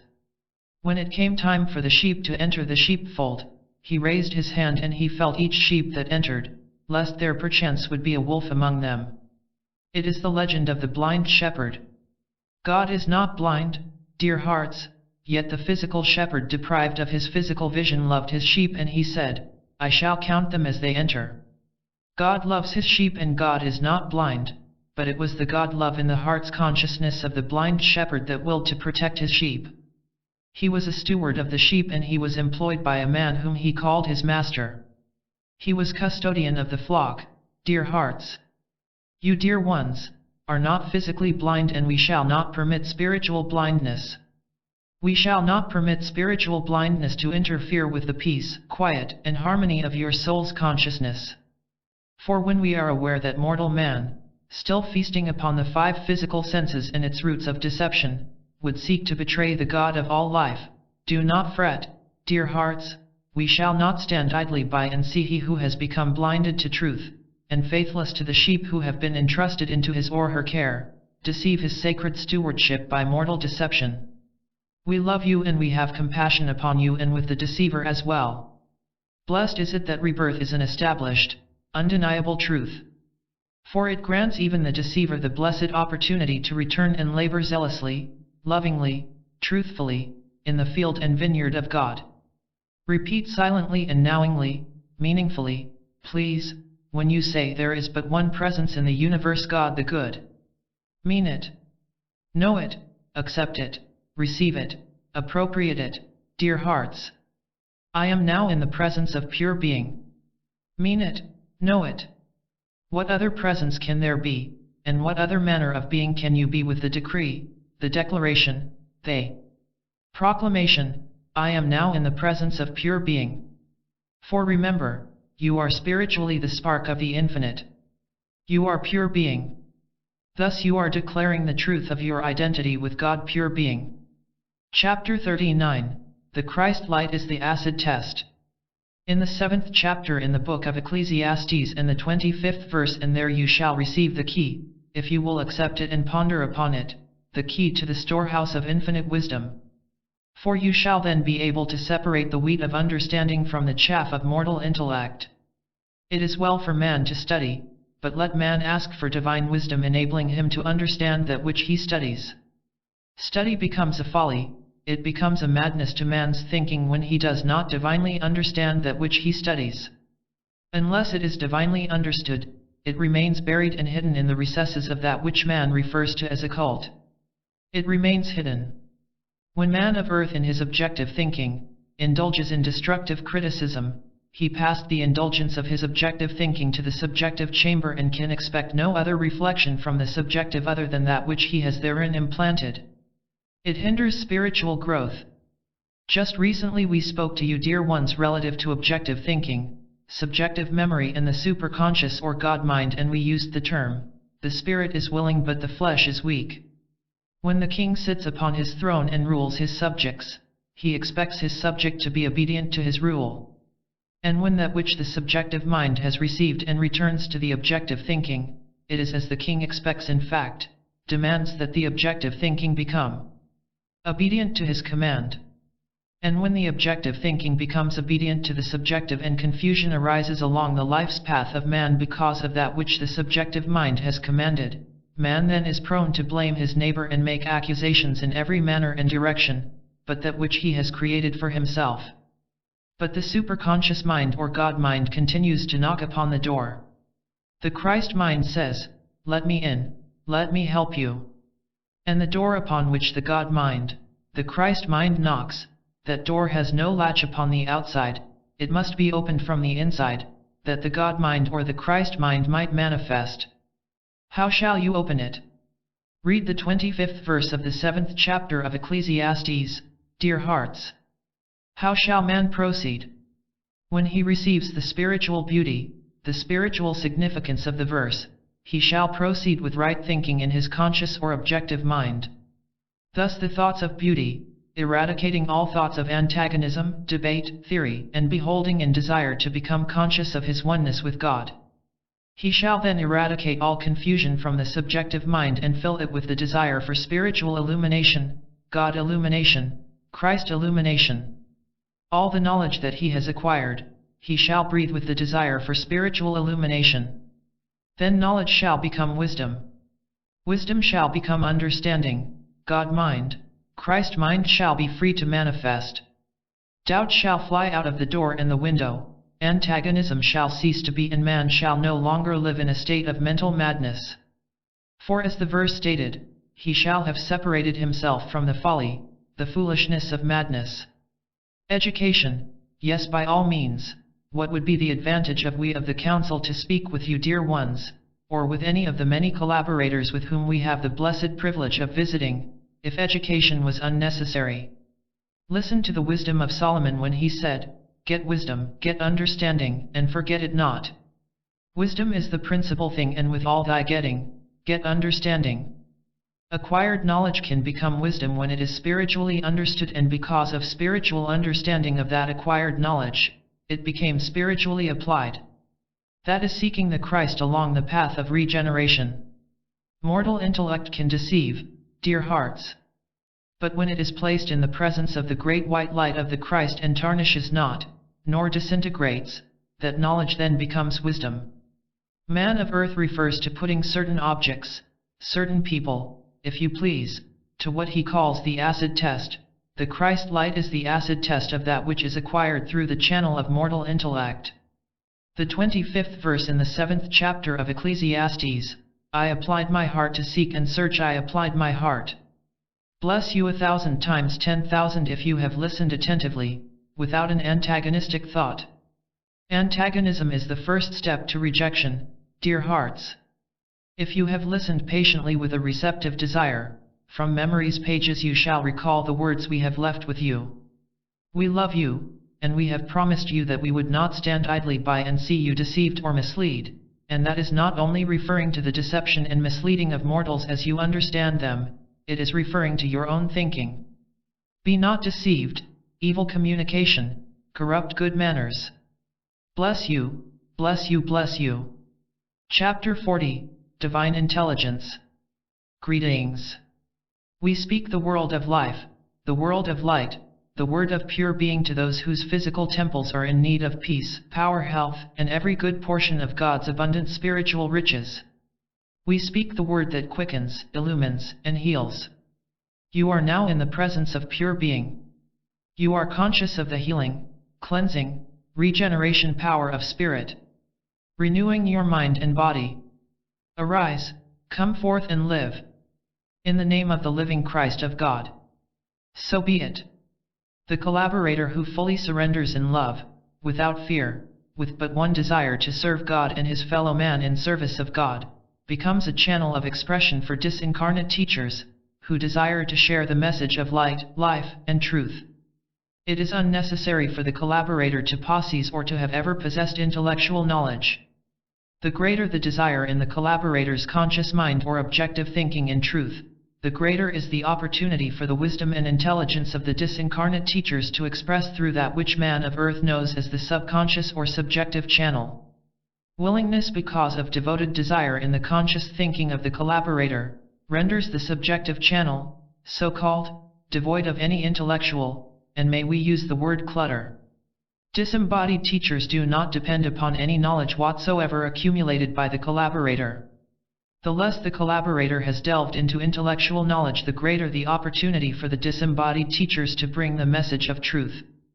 To use the vernacular of the mundane sphere, there is no mortal or intellectual training necessary on the part of the collaborator. All that the disincarnate teacher desire is willingness through full surrender in love. Mortal intellect can become an obstacle, but temporarily so. When the mundane collaborator retires to the silent chamber, he or she, in retiring therein with a fervent desire to serve, closes all known physical avenues to intellectual knowledge. We of the council do not attempt to eulogize in the least wise any one of the collaborators whose physical temple we are privileged to use. Residing in the physical habiliment dwells the Spirit of God, as you, the Spirit of God, inhabits or dwells in your physical habiliments. Every kindness, every comfort you bestow upon a physical habiliment, you bestow upon spirit. While in your mortal reckoning, or objective thinking, because of physically beholding the physical habiliment, you have formulated the thought, idea, that which you have rendered, has but been to a physical being, but I has been to God. And here, may we please clarify a statement of the Nazarene which has been grossly misunderstood because of misinterpretation, when he said, "Inasmuch as ye do this unto the least of these, my brethren, ye do it also unto me." And that was the Christ of God speaking through the physical habiliment of the mortal Jesus. The Christ spoke. Therefore, every kindness, be it thought, word or deed which man renders unto his fellow man, when in consciousness he becomes aware that his kindness is rendered unto God and not just to mortal man. And when that kindness is rendered, and when the collaborator who zealously desires to serve his fellow man in service rendered to God, as he enters the chamber of silence, there is but one desire, that his life, so to speak, shall be a life of service, unselfishly rendered. The adept collaborator is not desirous of the right hand revealing to the left hand. Nor is the adept collaborator seeking the ovations and plaudits on the street corners, as it were, of men. Humility is the path.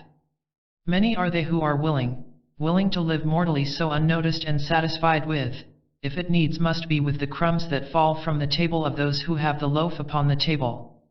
This is not necessary, but if it needs be, the avowed, the adept collaborator is willing to endure that, if called upon to so do. There is an abundance, dear hearts. Abundance is spiritual. I cannot perish, for the reason that the Creator of abundance cannot perish.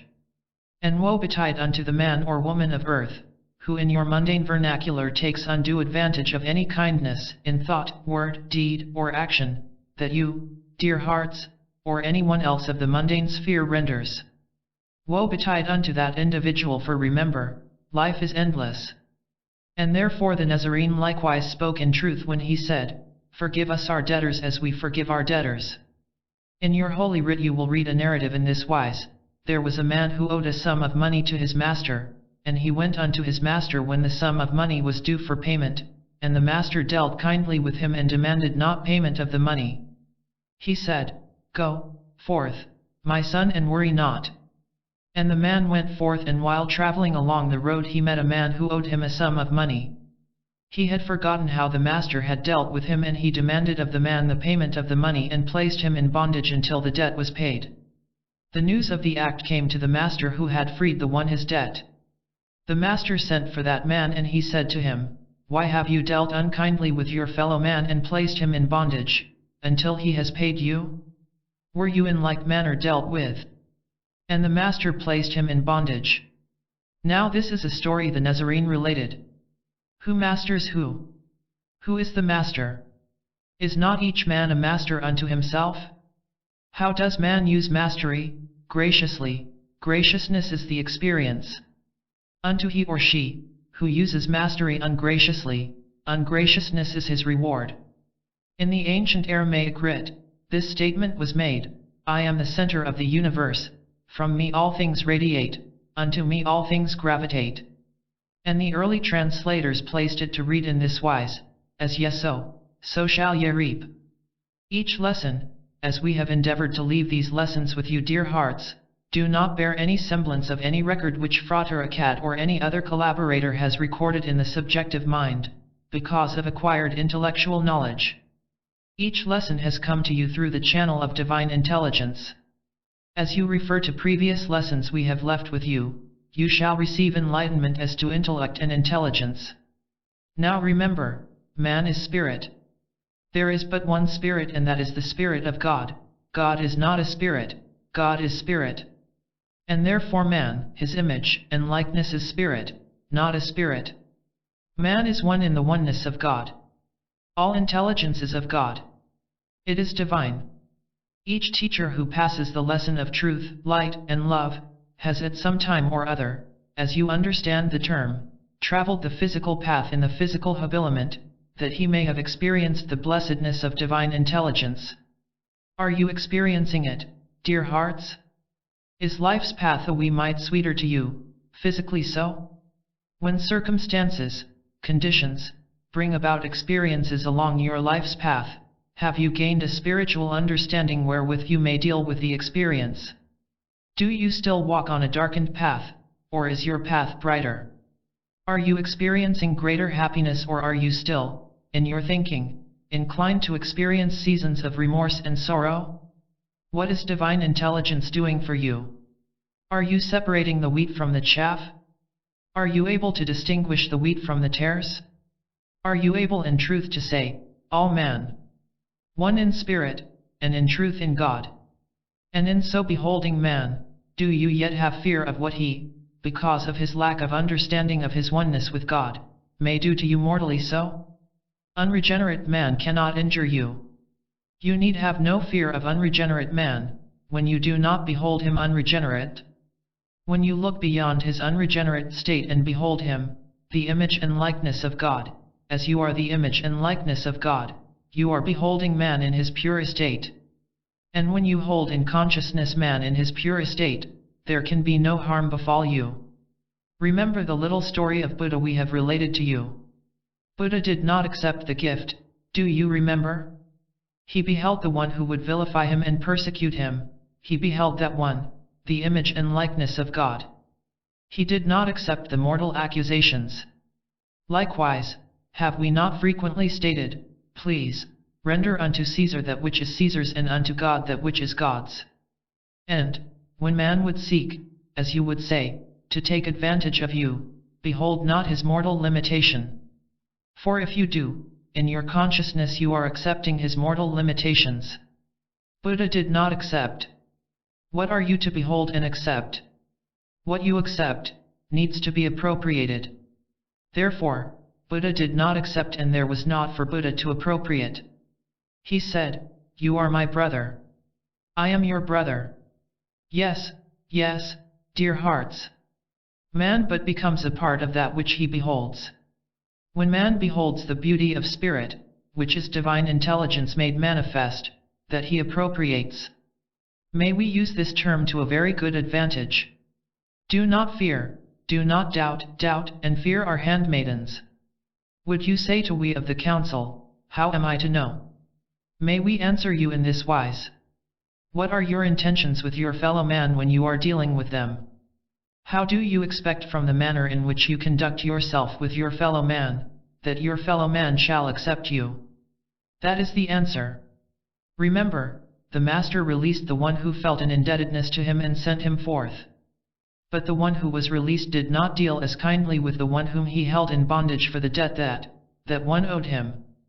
Mastery, what had he mastered? What mastered him? Bless you, dear hearts, and this lesson, call it a lesson if you will, feel free to share wherever and whenever the opportunity for sharing presents itself. We have left it with you, dear ones, that it may bring light, life, freedom to he or she who hears it. Share it, dear hearts, share it. Bless you. Chapter 41, Entering the Silence into the Presence of Pure Being. Why does man of earth seek the silence? What difference is there in that which man calls the silence than that mental state with which he is familiar in his ordinary frame of thinking? With what portion of the brain does man do his thinking? Is it with the objective portion of the brain? And how come that man has a memory? Where is the seat of memory? How does man proceed to enter that state of mental quiescence known as the silence? Can man enter the chamber of silence and continue to be absorbed in all the confusing and conflicting thoughts of the mortal? What part of that, which man calls silence, do man remain aware of? Of what interest is the silence to man? As man becomes interested in exploring the chambers of silence, the subjective or memory seat becomes permeated with just that which man desires to remain aware of. Man shall be sincere in entering the chamber of silence, for in the chamber of silence, it is there that man makes contact with the which is unknown to mortal thinking. It is in the chamber of silence that the formless takes form. It is as that which man refers to as the beginning. It is the creative seat, and man cannot enter the silence if man is a variance with himself, argumentative, debative, or critical with himself or his fellow man while in the mortal or objective chamber. All arguments, all debates, all destructive criticism of the mortal, shall be eradicated before any attempt is made to enter the chamber of silence. If there were a heavy snowdrift in front of your door, it would be much easier for you to leave your house if the snowdrift were cleared away. It would not be nearly as difficult as wading through the snow. Therefore, he or she who refrains from argument or debate or destructive criticism about themselves or their fellow man is expediently wise. For man cannot enter the silence without moving, so to speak, though the mortal or objective channel. Man's thinking takes place in the objective chamber. Does man then objectify the chamber of silence before he can enter into it? And, in all manner of conversation which causes conflict in man's thinking, is engaged in before he proceeds to enter the chamber of silence, it is as the snowdrift before the door of his house. Therefore, it is expediently wise for man to begin to clear away the drift of all erroneous or contrary thinking and become quiet before he proceeds to enter the chamber of silence. Man shall never find conflict in the chamber of silence. Conflict is only found in man's mortal thinking. The chamber of silence is man's divine self. It is there that man meets man's God. And when man earnestly enters the chamber of silence, his experience there becomes a subjective picture, and man then remains subject to reflections from the subjective chamber of that which he experiences in the chamber of silence. When man is meditating and seemingly unresponsive to the conversation of those about him, it is unwise for he or she who is in meditation to be disturbed by inquisitive questioning, for there is a sacred reverie in silence. The silence chamber never reflects that which is problematic, for it is free of all manner of confusion, and it is unkind for neighbor, friend, or relative to disturb he or she who is in the depths of silent reverie. Having no fear of seeing your loved ones in silent meditation, for when that is taking place they are in the presence of pure being. When man emerges from the depths of silent chamber quietly and without being disturbed, it is then that the imprint is made upon the subjective records. Silence continues its action, and when man then is in need of that which he calls comfort, solace, from the memory of the subjective chamber, comes the recorded message that has been experienced in the chamber of silence. How well does man remember all other events of his thinking? Is it therefore not logical that he shall remember the peace and the beauty of his experience in silence? For nothing is ever lost, dear hearts, and when in silence man has resigned his all of everything to pure being, let him then not in mortal thinking become destructive through suspicious and antagonistic thought of circumstances, conditions, which arise because of that which he feels is unbecoming by his fellow man.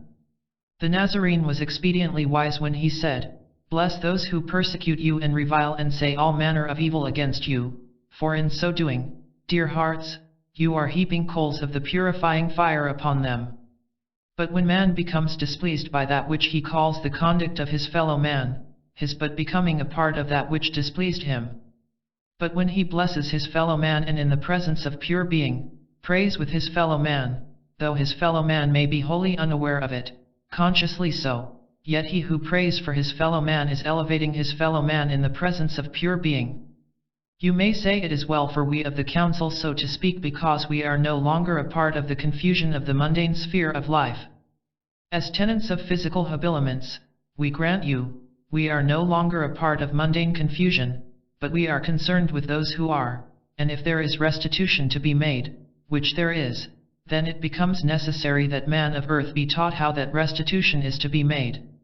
If it were impossible for restitution to come into manifestation, then there would be no necessity to teach the lesson of becoming a part of pure being. The statement is truth, as a man thinketh in his heart, so is he. And as long as man of earth accepts all that of confusion which he beholds in his fellow man and conjures it in his heart's consciousness, he shall never be any greater than the one whom he criticizes. For you will be mindful of the words of an age-old mystic when he said, and we are speaking of Apostle Paul. And the Apostle Paul said, and continues to say, man becomes a part of that which he beholds, and remember the story of the narrative of the beam and the mote. It is of no avail for man to enter the chamber of silence, unless he becomes a part of that which he finds in the chamber of silence. The man who is called wicked is not beyond redemption, and should your fellow man give the appearance of wickedness, behold him in the presence of pure being, for remember and never forget, he is a spiritual entity, and not just a physical being. Therefore, blessing him with the presence of pure being, the appearance of wickedness is overcome. But will you say to we of the council, how shall we do this when it interferes with our daily progress? You are seeking progress, are you not? And true progress comes of spiritual growth. All there is of growth has its origin in the spiritual womb of God. For remember, in the beginning was the Word, and the Word became flesh. What word is man of earth to hold in silence? What word is man to speak in an audible manner concerning the seeming undoing of his fellow man? A creative one, or a destructive word? Since the Word becomes flesh, then it behooves man of earth to think and speak constructively, that is, abiding by the Christ principle of life, and life is divine substance and becomes physically manifest as man expresses it first in his thinking. Before a word can be spoken audibly, it must be first formulated in thought or thinking. Every act and deed is the outward expression of man's thinking and cannot be otherwise. Therefore, that which is contrary to divine law begets all that which is contrary to divine law. And because man has been unschooled, improperly taught, man finds himself in that which man calls a state of confusion. There is no confusion in God. Confusion is but mortal. Hate is the absence of love, and love is the absence of hate. Let man's hand clasp be real, genuine, let it be real, and let the word hate be unmentioned, unthought of, ever in idle conversation. For remember, man ever becomes a part of that which he beholds, even though he but beholds it in his thinking. Let man become subjective to that which is spiritual, ever, and the snowdrift shall melt and pass away. And man shall walk a path of freedom. For remember, though there be a million physical habiliments, there is but one presence, the presence of God, and God presence is every desirous of manifesting. Man's thinking is the channel through which God expresses, and man's evil thinking against himself and his fellow man retards the manifestation of God, which is pure being. How often do we of the council hear man say, I wonder if it will work, I wonder if it is right, I wonder if it is fair, I wonder if it is worthwhile. And that is what they will receive, continued wonderment, wonderment, wonderment. There is no wonderment in God. There is no doubt in pure being. Pure being is devoid of doubt. All doubt exists in man's mortal thinking. Now then, when you approach the avenue of silence, clear away all the snowbanks of doubt before opening the door to the chamber of silence, erase all that of mortal confusion, remove the sandals from your feet, as it were, and enter the temple of silence. The more often you enter without confusion, though you may be ever so confused before you enter, leave it on the solace of your sandals and leave your sandals on the outside. Do not take doubt with you in the chamber of silence, and should you find your loved ones wrapped in the reverie of silence in the chamber of silence and its awe, disturb them not, for they may have entered for peace of mind. Peace. Peace. Peace.